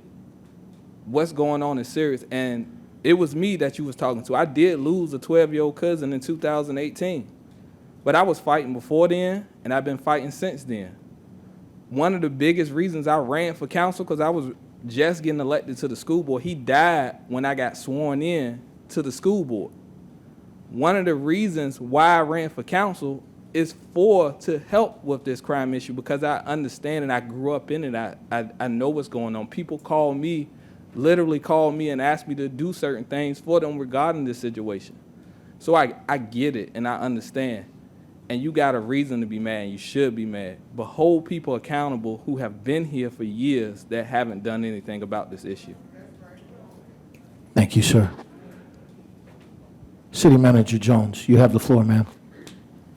Yes, I just want to add at this point, we will be giving a more extensive briefing in the near future. But to the issue of police, we recognize that there's things that we needed to do to ensure that we stop losing our police. And this council took action to provide an incentive, retaining bonus of $5,000 for every police officers. And with that, we had agreements that they signed that they would stay with the city for another couple of years. In addition to that, we were losing recruits to other jurisdictions because they were paying more. I made the decision as city manager to institute a mid-increase in pay for police officers so that we would not lose the recruits that we had trained. And as a result, we just added 10 new recruits. We're going to continue to try to explore every opportunity in this city to address the crime. It is not just a police issue. We have established a pilot program for outreach workers to address trauma. They're going to the homes of victims and determining what their needs are, and we're helping them to connect with counselors so that they can get the support and assistance they need. We do not sit here and not adhere to what you're saying. I'm upset too, because I'm sitting in this chair and responsible for trying to make things happen in this community. And I just request each of you, if you have ideas, please, I am open. I'm meeting with people on a daily basis talking about potential solutions for this community. Do not stop. Come and talk and let's find solutions. Everything we try is not going to work, but at least we're willing to try. And so I put that out. I understand your pain. I'm talking to the mothers who have been victims of gun violence. And we're trying to do better. And we will do better. But it's going to take all of us. So I thank you. Thank you, ma'am. Vice Mayor Barnes. And just to speak to the police standpoint of it, one of the things that would help in our community is if they seen people in the community that come from where they come from and look like them. With that being said, we need some of you guys to volunteer to be police officers. We need you to be a part of the process to help out with this. I know as somebody who runs a nonprofit organization, when kids, we have a thing where the coaches who've been coaching with us, they stay with us. We've been around for 8 years, and a lot of the coaches have been with us for that whole time. And with that being said, when those kids come back to the organization, they see familiar faces. Whether they coach them or not, that's a familiar face, so it gives them a sense of family. It helps them to feel good about coming because they know somebody there that knows them. With that being said, if we have people in the community that want to be police officers that come from the same areas that they come from, the same place that look like them, therefore they'll be better off to tell you what's going on in their community. Or even you could stop some crime because they feel comfortable with you in their community. Thank you, sir. This will be the last one because we have other speakers, okay? Okay, go ahead, sir. And I just want to say respectfully to Cedric. That's all. I mean, I was talking to everyone. I just want to say respectfully, though. All right. Okay. Thank you, sir. Our next speaker, Mr. Harry Taylor. Mr. Taylor, sir, you have 5 minutes.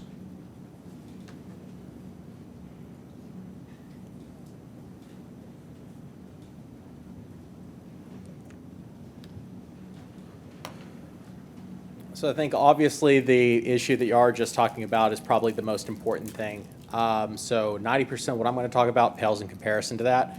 The 10% that is on par is related directly to that. This will be the last speech that I'll be giving at City Council. This will be the last City Council I'm attending. So this is my farewell. Just letting you know, one of the reasons why is because of the crime. Since I've moved here, I've learned the difference between what a firework and a gunshot and a pipe bomb sounds like. I can tell that now at 3 a.m. in the morning whenever I hear them go off. So that's a new skill that I've learned. I don't feel safe. I've seen recently hate speech being posted around the city. There's one member of council that I felt that I could trust enough to inform them, and they were very quick in getting that removed. I'm in a mixed race relationship, so that makes me feel that I have to move somewhere where I can protect myself. I'm personally mixed race, and my girlfriend. So that's pretty disturbing that I'm seeing that kind of thing going on. It seems that there's a lot of underlying racial tension going on, and it's growing, and there are people who are very bad people from outside of the area that are coming in and capitalizing off of it. I won't say any of their names, but if any of you want to know and talk to me later about it, I will let you know who they are, but I don't want to give them any publicity. Taxation is a big issue in the area as well. When I was looking into buying homes, it is cheaper to buy a home outside of Portsmouth for an additional $30,000 to $40,000 than it is to buy a home inside of Portsmouth because of how much money you spend on property tax and homeowner or condo owner association fees. So that was a pretty big wake-up call there for me as well. Absentee landlords, as Bracy from the Craddock City Council brought up before. I've been living in a rented property, and there's a landlord that doesn't live in the area. They have a relationship with a homeowners association, and they have a property manager that does not fill in the gaps. I had my ceiling fall out in my apartment. It took me to call city inspectors to come out before they could get that fixed. There is still a ceiling that is falling out in the stairwell that has been out for about 5 months now. And whenever the wind blows, the insulation from the attic blows out onto the stairwell. I don't know what's in that insulation, but there are also children living in that apartment. I'm supposed to start by saying I live at 957 Green Street, so now's a great time to go ahead and tell you the exact location. Whenever it froze, they did not treat the parking lots until Sunday afternoon, late in the afternoon. There are people who are elderly and who have disabilities there, and they were not able to be safe on their sidewalks. And even on Sunday afternoon, they only treated the sidewalks. They didn't treat the parking lot, so the entire parking lot was frozen. Last city council meeting, I was pretty disturbed by an incident in which a council was disrespectful toward a citizen who was raising a question. There was demeaning language. There was insulting language, calling someone unintelligent, saying that they were ignorant, and then implications of them being racist, which I found pretty factually concerning, considering that the person's entire speech was defense of Chief Angela Green. I'm not sure why defending Angela Green would make you afraid of African American progress. I also know that that person voted for Winsome Sears, so I'm not sure why that would be someone who would be deemed racist. I believe that person deserves an apology. If they don't get an apology, I think that the person making the comment should be censured. There's a lot of other things I was going to mention. I don't really have the time to go through it, but ultimately I want y'all to know that I do recognize a lot of people in City Council have been working to bring people together.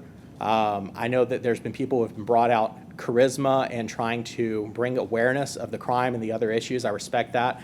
There's people who have lots of experience. There's people who have shown a lot of love in the area.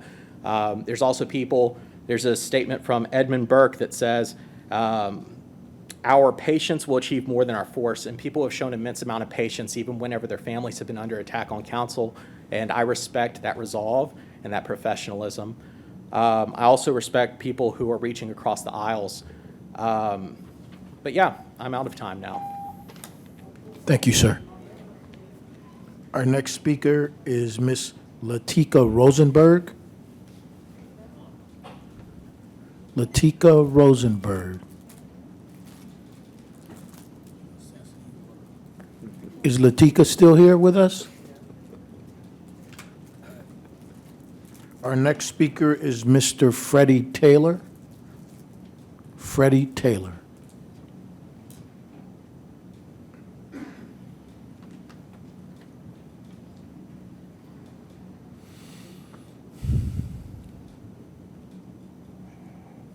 Good evening. Good evening, sir. You have 5 minutes. Since we've been coming here, we've been trying to get some sort of resolution going. We've given you guys the statistics. But one of the things I really would like to know, and y'all can do this however y'all decide, each member should let us know how long you've been here, because some things don't apply to you. Because there are many of you guys that have been here for a while, and the last time we was here, the statistics that we brought up showed from 2019 the increase. Right now, Portsmouth has the highest murder rate in the state. Virginia has, I think, the second or third highest murder rate in the country. Are those parents still here that are here to show their children's pictures? If you are, hold your pictures up, because you owe these parents some explanations. There's been funding provided, but nobody has received the funding. I want to speak to the issue. The issue is this: there's a negligence issue. We've neglected our youth. We've neglected our community. It didn't just happen last year, it didn't happen the year before. But what seems to be the case is our children are commodities to everyone but our communities. The jails profit off of us. The juvenile centers profit off of us. The cemeteries profit off of us. The crematories profit off of us. The funeral homes profit off of us. So all we are is commodities to be beneficial to your statistics to get federal funding, but then you play with the funding and keep reallocating it or deflecting. Oh yeah, we'll get back to you. Madam Manager, we set up a meeting to meet with you. You weren't there. Last year, you told us when Mr. Barnes and Mr. Woodard asked you about these statistics, oh yeah, I'll present them in December. December came and gone. We still haven't gotten them. And I'm not pointing finger. I'm not here to bash anybody. These are true facts. You can go back and pull up the tape because that's what you said. 2, Mr. Mayor,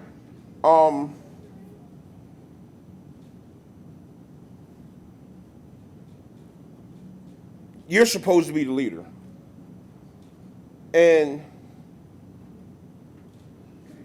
no appropriate answers have been given. Mr. Cedric came up and he came with fire.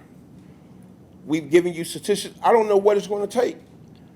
We bring in all these business here, but the thing is, the neglect comes from we're dealing with infrastructure to bring in tourists, to bring in money, when we're neglecting the greatest priceless gifts that we have, and their children. These families showed up today to present their children, their daughters, their sons, their nieces, their nephews. It's not about pointing the finger, because we're all to blame, because we all could do better in our communities. To the thing that you said, Mr. Barnes, there's nothing wrong with being a police officer or helping in the community. When are they going to begin to address the issues of felons, to begin to not just only restore their voting rights in theory and not offer them opportunities to get there? Because if you restore my rights and I can vote, but you won't allow me to get a good paying job, and all you offer me is servitude, because that's all it is. If I can only iron your sheets, wash your clothes, scrub your floors, that's another form of servitude. So when are you going to take the initiative? to really empower people who were felons. They're off of parole, they're off probation, and they're doing things to affect change in their community. The state of Pennsylvania, which is also a Commonwealth, probably about 5-6 years ago, they came with an initiative. If you've been off probation and parole for 10 years, they mandatorily give you expungement. You know what that does? That empowers people. It allows people such as myself, over 20-something years ago, when I committed my crimes.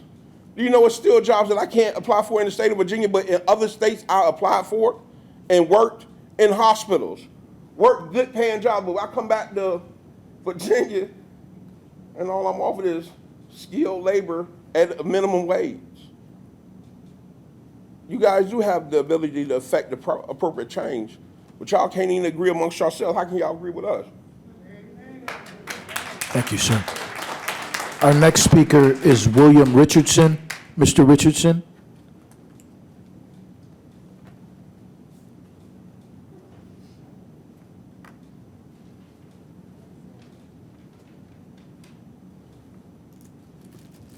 You have 5 minutes, sir. Council. My name is William Richardson. I'm owner of Richardson's top-of-the-line tree service here in Portsmouth. Many of you know me as Bink, also the person who put together the volunteer cleanup at Lincoln Memorial Cemetery. But I'm not here to talk about a cemetery.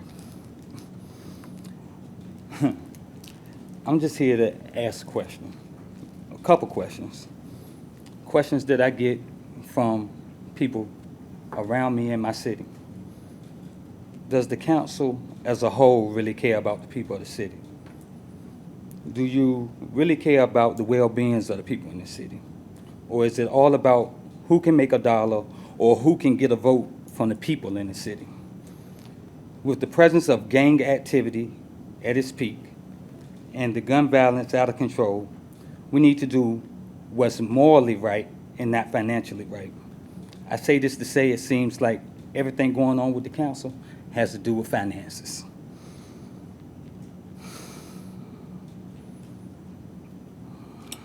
It doesn't seem as the decision makers are being proactive with the citizens until you need a vote. Instead, it's money, money, money, and all the money talk causes a divide among y'all.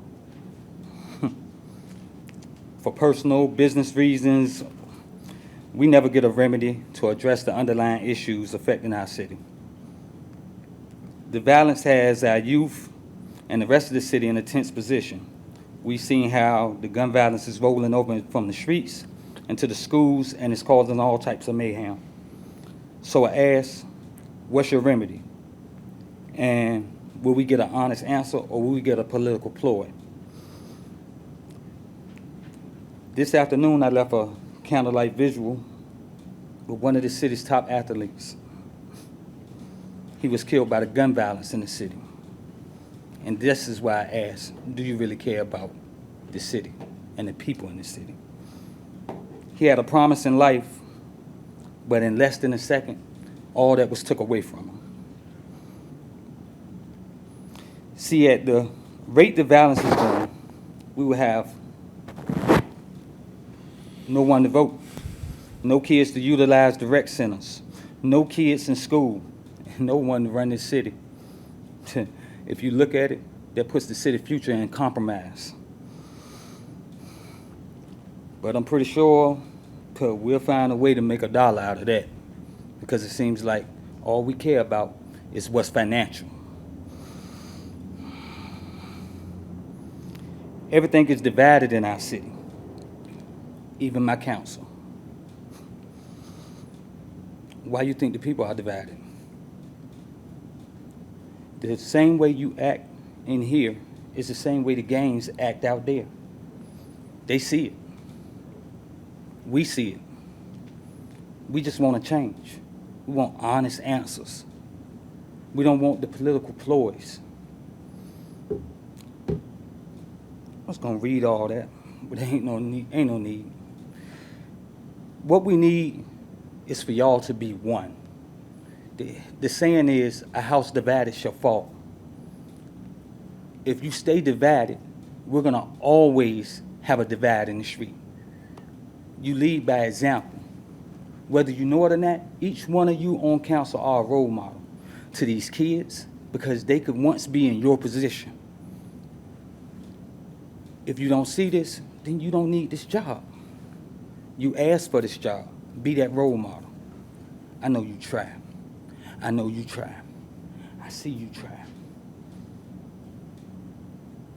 I'm not here to bash you at all. Man, we don't even see on one accord from time to time, and guess what? I see you try. I seen your work. What I'm telling you is, if you work as one, our city can change as one. If not, we're gonna fall as one. And we're gonna crack the foundation that was laid before us. This foundation is what the city of Portsmouth really represented. I need y'all to get on one accord. Then we can stop the violence. If not, we're gonna have to do this on our own. And you see, we're willing to do it. Thank you, sir. Our next speaker is Ms. Donna Sy.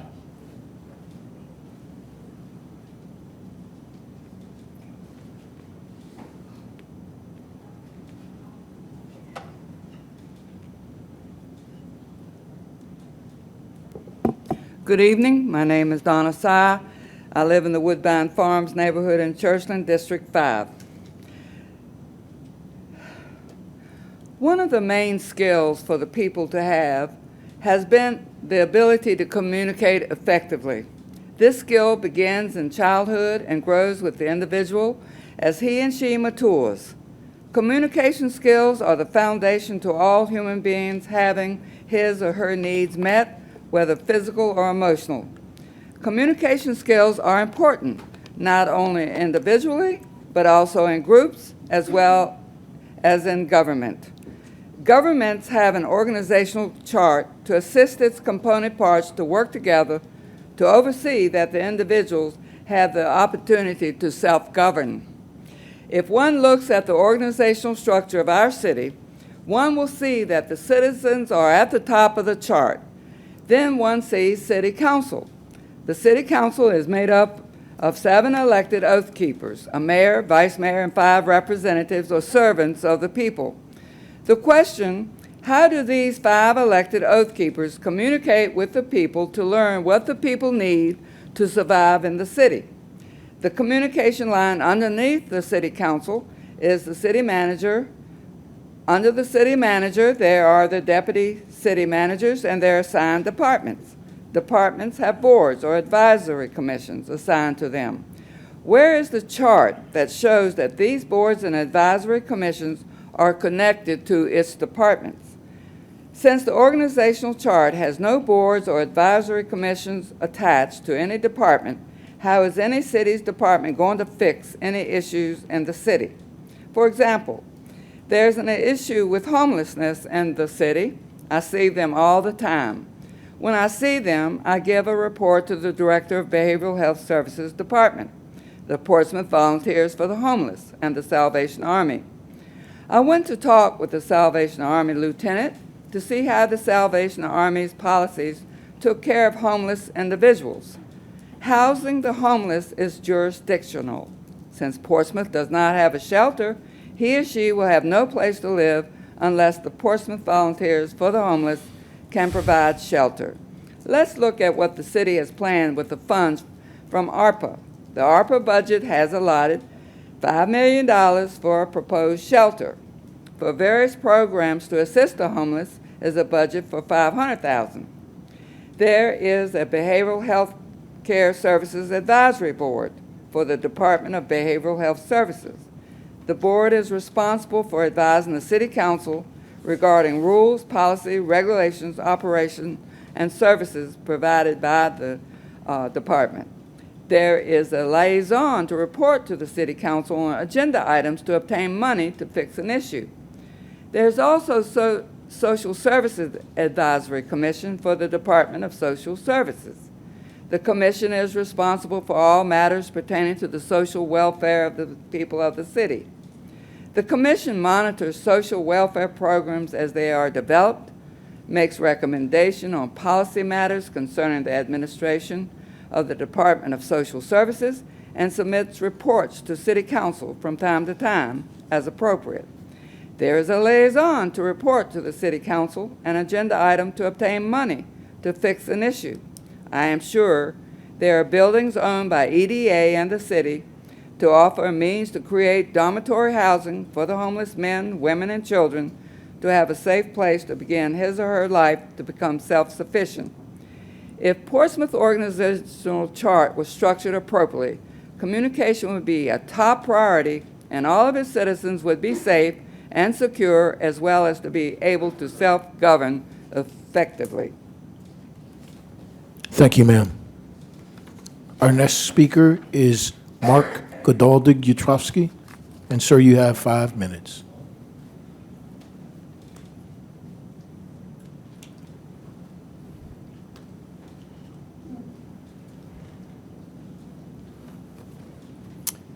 Mayor, council, and other neighbors. First, I want to express my gratitude to Councilmember Battle for saving the Southside Network Authority. If he hadn't brought the matter back, Portsmouth would be on the outside looking in. And I want to thank the 4 members of council who voted for his motion, even though they may have had another idea of how to do the same thing, but you were good enough to go with the horse that was running ahead and saved us from being on the outside. I had a number of things that I wanted to talk about. They are significant to me, but in the context of the remarks that people before me have made, in this moment, they don't seem important enough to keep you here any longer. So on my account, you are not remaining. Have a good evening. Thank you, sir. Our next speaker, Dr. William Dodson, Jr., and sir, you have 5 minutes.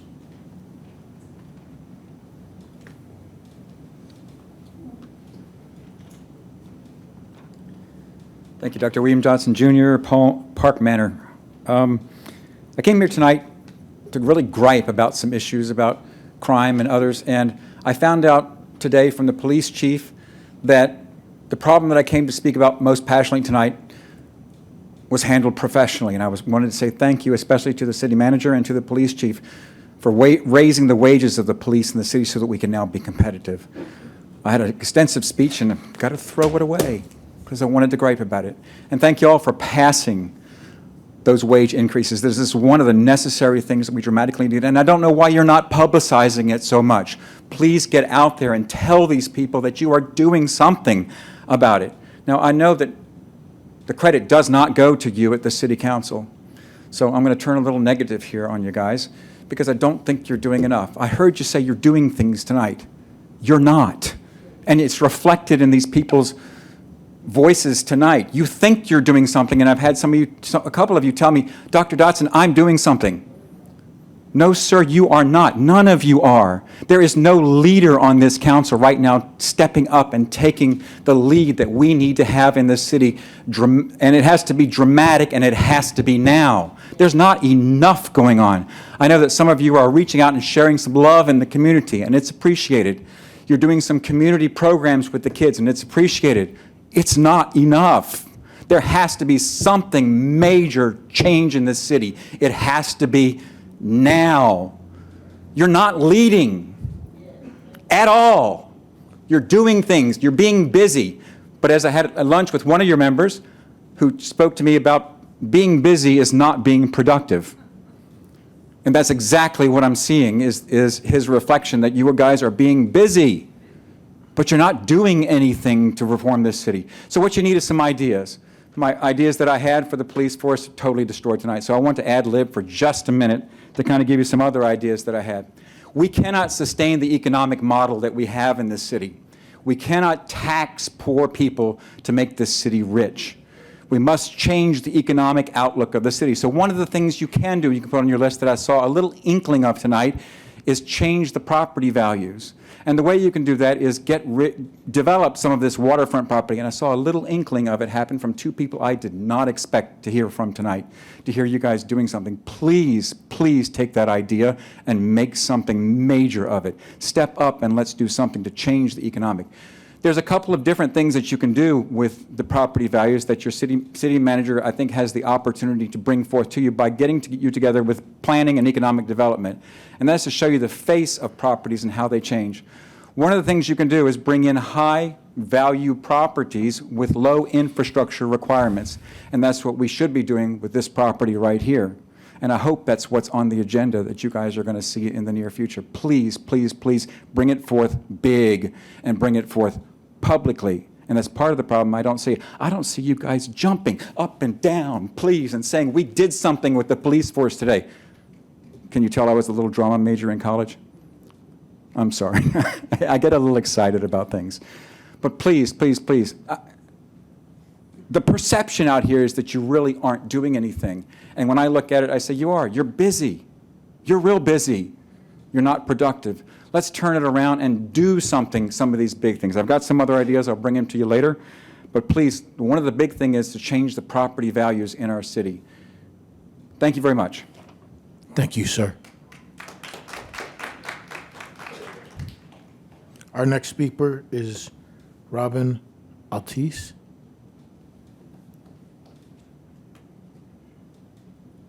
Did I say your last name correctly? Altis. Altis, okay. Yeah. Sorry, Robin. Good evening, Mayor and Vice Mayor, Council Mayor, and City Manager. You've had some very heavy topics tonight, so I have a softball for you. And I'm not about to bring you a problem without a solution, so here we go. I'm speaking to you tonight on behalf of the Old Town Portsmouth Civic League Board about the topic of panhandling and the lack of an ordinance in Portsmouth code to deter panhandling. Because you all live and work in Portsmouth, as we do, I'm sure you've noticed a visible increase lately in panhandling in our intersections. Now, some of these panhandlers, as you know, are legitimately experiencing homelessness and need assistance, whereas others are professional panhandlers, then they're not experiencing homelessness, and they're merely playing off the generosity of our residents and our guests to Portsmouth. But in either circumstance, the practice is unsafe for the individuals panhandling, as well as those that are driving through their intersections. So just to kind of illustrate that point, we have one individual whom you may be familiar with, who's experiencing homelessness and is most likely has an addiction-related issue. And daily, he's at the corner of Effingham and London. We have witnessed multiple close calls where he has fallen into the street in front of cars or stumbled in front of cars, and he's presumably due to a drug overdose or a lack of sleep or both. This is not only unsafe for him, and our concern is for him, but it's also unsafe for those drivers that are swerving around him to get around him in the street, and his actions are making people leery to put their eyes on him and not on the car in front of them at these intersections. That's just one example, and throughout Portsmouth, those examples are illustrated. So what we would like as a board, we've exercised all that we have available to us as citizens to get the services to the panhandlers that need assistance, that need the shelter and food, and to deter those professional panhandlers, those who are not actually experiencing homelessness. However, after talking with representatives from Adult Protective Services and the Police Department and the Sheriff's Department, it's become clear that there's a critical piece that's missing for any of them to take any action against panhandling. We asked them, what could we do to help? And they suggested what I'm doing right now, that I speak to you as council to get an ordinance change. The only current ordinance in the city is Chapter 24, Article 7, Offenses Against the Peace, Section 24-262, which is titled Aggressive Panhandling, which if you are caught, and if you are fined, and if you are found guilty, there is a minimal charge. So the juice isn't worth the squeeze, as it is, and those services either will just push them down to another corner or not report at all for assistance. But there's lots of steps you can do to fix the root of the problem, but the first step, council members, it's up to you. Requesting that you add an ordinance to make panhandling illegal in Portsmouth with a fine that is high enough to deter professional panhandlers. We have sent to your inboxes earlier today a draft ordinance that we modeled after the new ordinance in the city of Suffolk for your review. So we've hit the easy button for you. We've written out the ordinance and sent it to your inbox. We know this one step is not going to fix everything, but it's just the first step so that we can give more control back to our services to do something, to deter these panhandlers and to make our intersections safer. I also encourage companion plans to be put in place after the ordinance is updated to add signage at these intersections that are favorited, to cite the new ordinance, and then provide contact information to a hotline that can help those experiencing homelessness with transportation to food and shelter services. Coupled with that, the hotline, I encourage council to push for more programs that get to the root of the problem for those experiencing homelessness. For example, a fast response team of individuals that are trained in addiction, mental health, domestic abuse, and the other primary causes of homelessness to have the tools and know-how to persuade these individuals experiencing homelessness to trust the services provided to them. This would reduce the calls to our police for those who are legitimately needing the city's assistance, but they may be intimidated by the police uniform. These are just some ideas, but the first step is to update the ordinance. So to make panhandling illegal, to give our city services a leg to stand on and deter this activity in Portsmouth. Thank you from the Old Town Portsmouth Civic League. Any questions? No, ma'am. Thank you. Our next speaker, Ms. Sherry Bailey.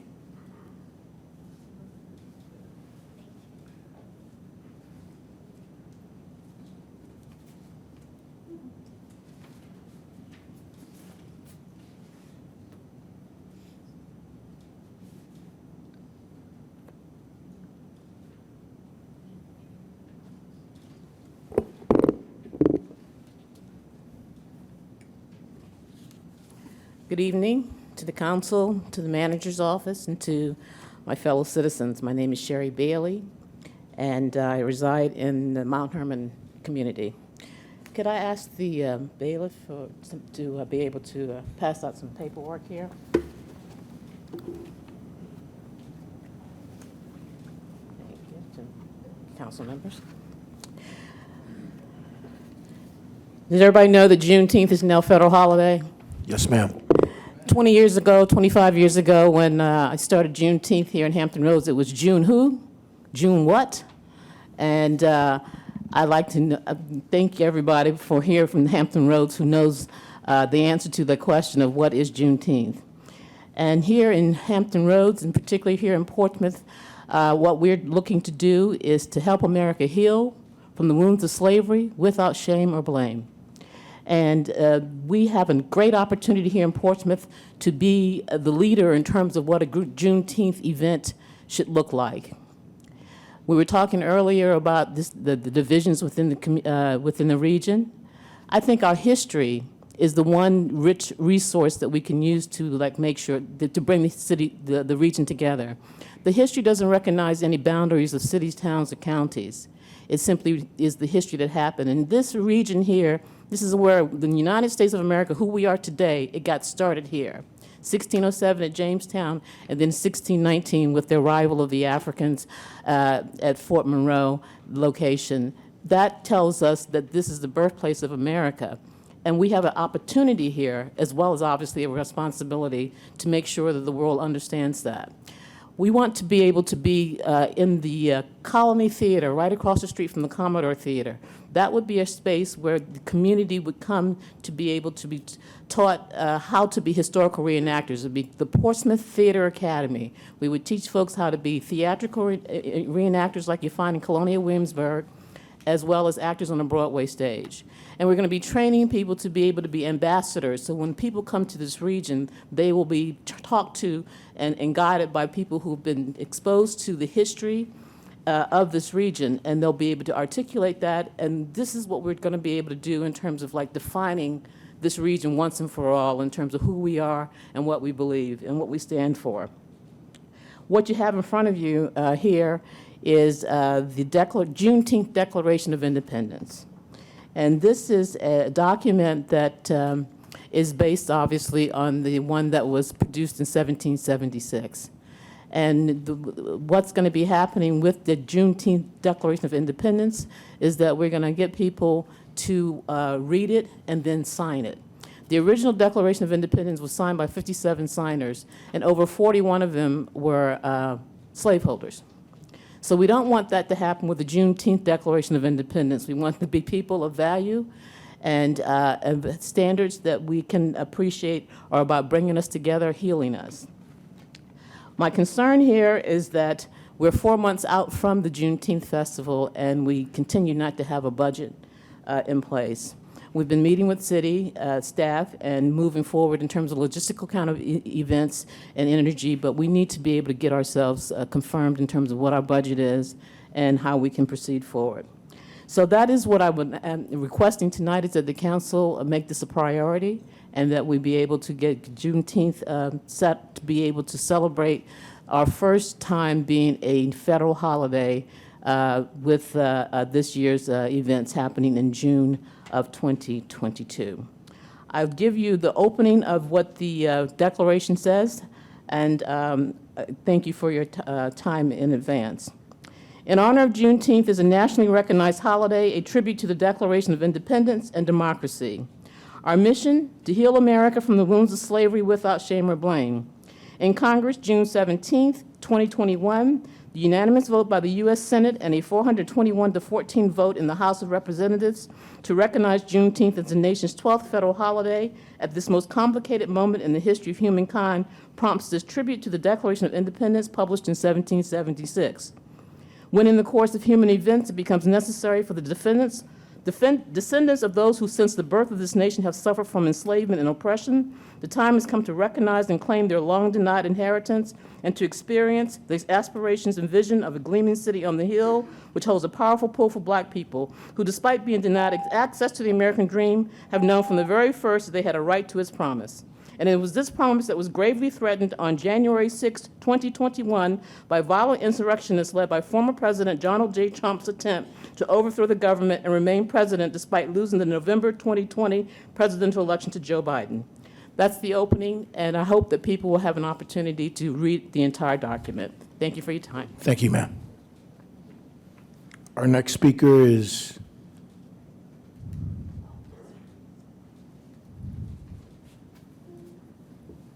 Ms. Deborah Jones. Ms. Jones, ma'am, you have 5 minutes.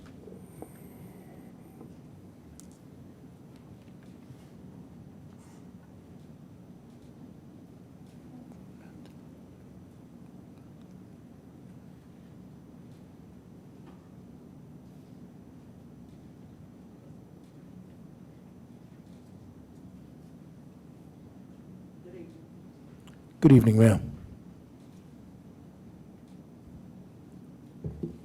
Good evening, Councilman, women's. My name is Deborah Oaklesby Jones, and I've been in Portsmouth all my life. I didn't come here to talk to anyone on this bench. My fight is with the Portsmouth judicial system, the courts, the Commonwealth attorneys that letting these boys out on a $5,000 bail just to get back out, just to be killed or kill somebody else again. I have no words for, I didn't have any words for you. Mr. Willard, you changed that. Ms. Burke, you changed it. And Ms. Jones. My mother always told me, if you can't say nothing nice, don't say nothing at all. Mr. Moody, Mr. Battle, and Mr. Glover, thank you. You didn't say anything. Thank you. Because you don't know what it feels like to be a mother, to hear my son was shot and killed at the age of 34 by his stepson. By his stepson, because he didn't want a gun in the house.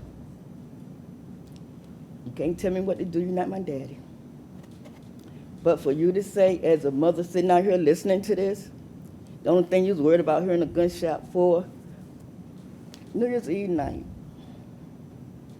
in front of your door. You know what, as a mother sitting out here thinking, that's all? A gunshot, New Year's Eve night? For me as a mother to hear a gunshot outside, on TV, anywhere, it's hell. Because is this what my baby had the last thing he had to listen to when he got hit? Ms. Burke, as a mother, as a woman, it hurt. Because the only thing you could say, well, it's happening everywhere. No, it's happening right here in the streets of Portsmouth, the #1 city for death crime rates. Yeah, that hurt. As a mother sitting out here listening, because you didn't connect that his birthday coming, holidays coming, his 2 daughters, father and daughter dance coming. You know, imagine what they feel like. Birthdays. His killer has been out on the street for 3 years. Not because they don't have the evidence, because the Commonwealth Attorney didn't have time to get stuff together. Ms. Jones, you said, I lose sleep because I'm trying to get it closed and I'm trying to get this done and so people can get off of me. That hurt. I'm losing sleep because I hear my son telling me, Mama, don't get sick. Mama, you crazy. He's still laughing and talking because he was a jokester. You know, we have feelings. It's like waking up every day just to die.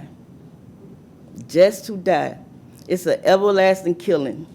You give 9 months, they have them, maybe 5 or 6 hours to deliver them. But when death hits, it's every day. No time limit until you go.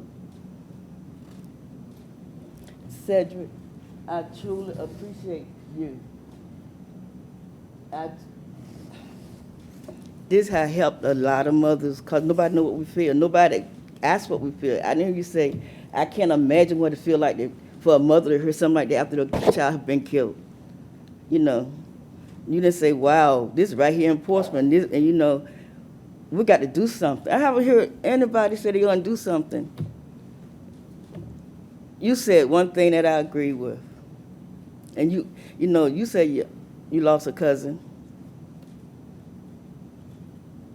Yes, you did. You lost a cousin.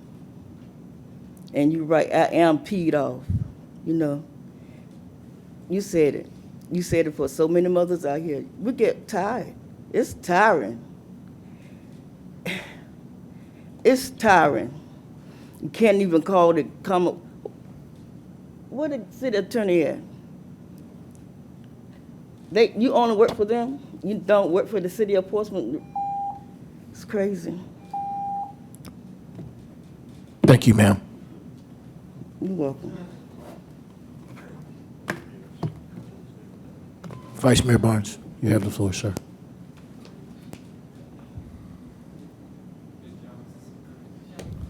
Ms. Jones, I just want to say that you're right. None of us know what it feels like to lose a child.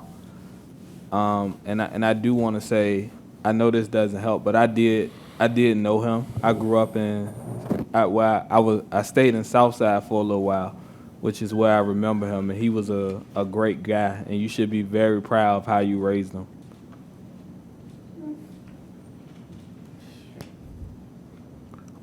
Our next speaker is Gregory Katron. Mr. Katron, sir, you have 5 minutes.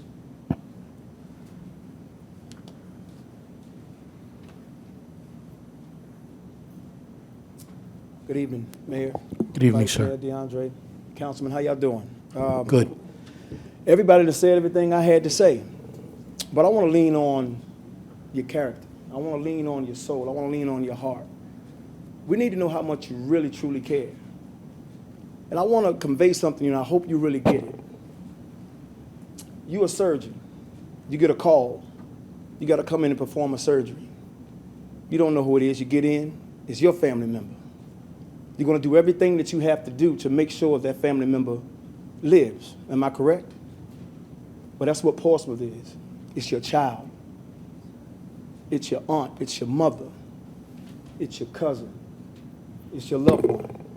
You should do everything that you need to do to make sure this city lives. Portsmouth is one big gunshot wound. It's dying. You're the head surgeon. These are your team of doctors. You got to go through we need all of your expertise. Everything that you know on how to heal this city, we need that. I grew up here, born and raised, Portsmouth General Hospital. I love this city with a passion. I was once a part of the problem at one time, but I made a choice. I'm still proud of this city, but this is not the city that I know. This is a real resilient city, I know it. But we need all of you, with our help too, all of you. Put something in place where we can help. I'll be look, proud. You need my help? Where you need me to be. I'll be a foot soldier. We just need y'all help. That's all I'm asking. That's all we asking. These mothers need justice. Fathers, we need justice. I have 2 young sons out here. I pray with them every day. I fear. I have a strong fear. I don't want that. I don't want to be one of these mothers that wake up, 2 o'clock in the morning, 3 o'clock in the morning. I don't know what it feels like. I can't understand it. I can't tell these mothers anything. I can't tell these fathers anything. This city has lost hope. We have to find a way to restore hope back into the lives of these young people, back into the lives of people of Portsmouth. Thank you. That's all I have. Thank you, sir. Our next speaker is Latrice Robinson. Vice Mayor Barnes, you have the floor, sir. To kind of go along with what he was saying, the $1.6 million that we wanted to advocate to the nonprofit organizations or organizations in general in the city that deal with youth and helping with the crime, I think it's a time now that we kind of make that a big priority, and I want to know if it's okay with council that we bring that up for a vote in our next meeting, because I think that the city manager said earlier that it's going to take a lot of things to deal with this crime, and I think we need to get those things done immediately. So the $1.6 million that help deal with that issue, that's a part of the ARPA funds, I would like for us to actually make a vote and not continue to wait on it. So if that's okay with council, I would like to move that for the next meeting.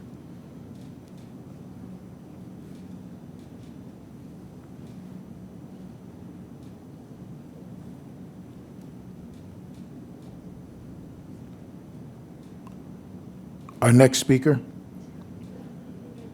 is... will we supposed to ask for a consensus or something? No, I'm not supposed to ask for a consensus. That's something that the manager is bringing back, and we're going to wait till she brings back the information. So I think we already had that on the table as far as as making that happen. So, but I think that's something that what council has to approve so that we can do. Yeah. Okay. So, Dr. Whitaker, so you have the floor. So is the city man, are you bringing that back to us at our next meeting? Okay. Right, that's what I was referring to. We were going to get that brought back to us, so As a that's vote? what we're anticipating. okay.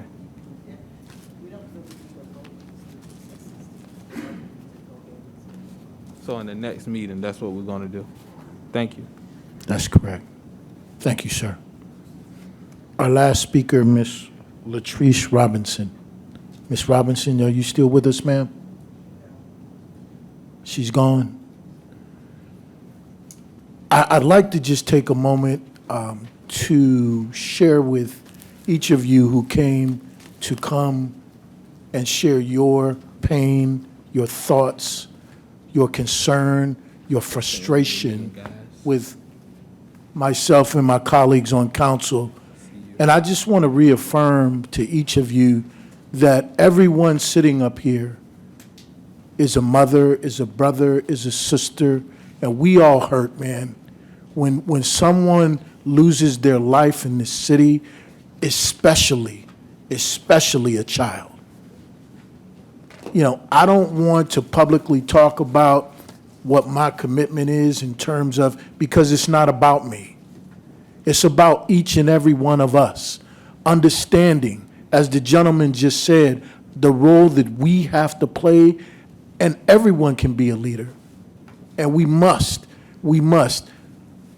It is unacceptable, and we can never accept the unwanted loss of life of any child, any citizen in the city of Portsmouth.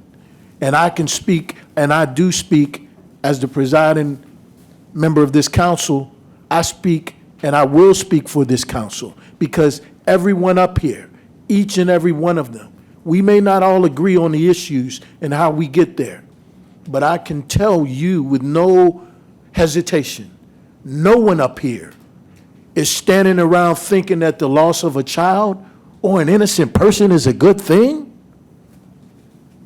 And if you believe that, then I don't know what else to tell you. I don't have the answer for everything. But what I do know, the solution is out there and it's up here. And it's all of us being accountable, taking responsibility for our actions and our results. And we're okay with that.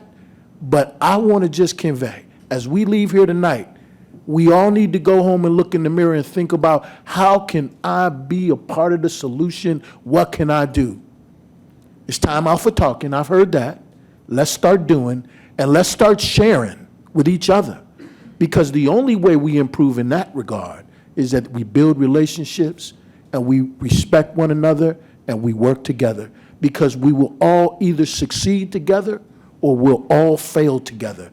But I'm betting on us succeeding. So thank you all for coming tonight. This meeting is adjourned.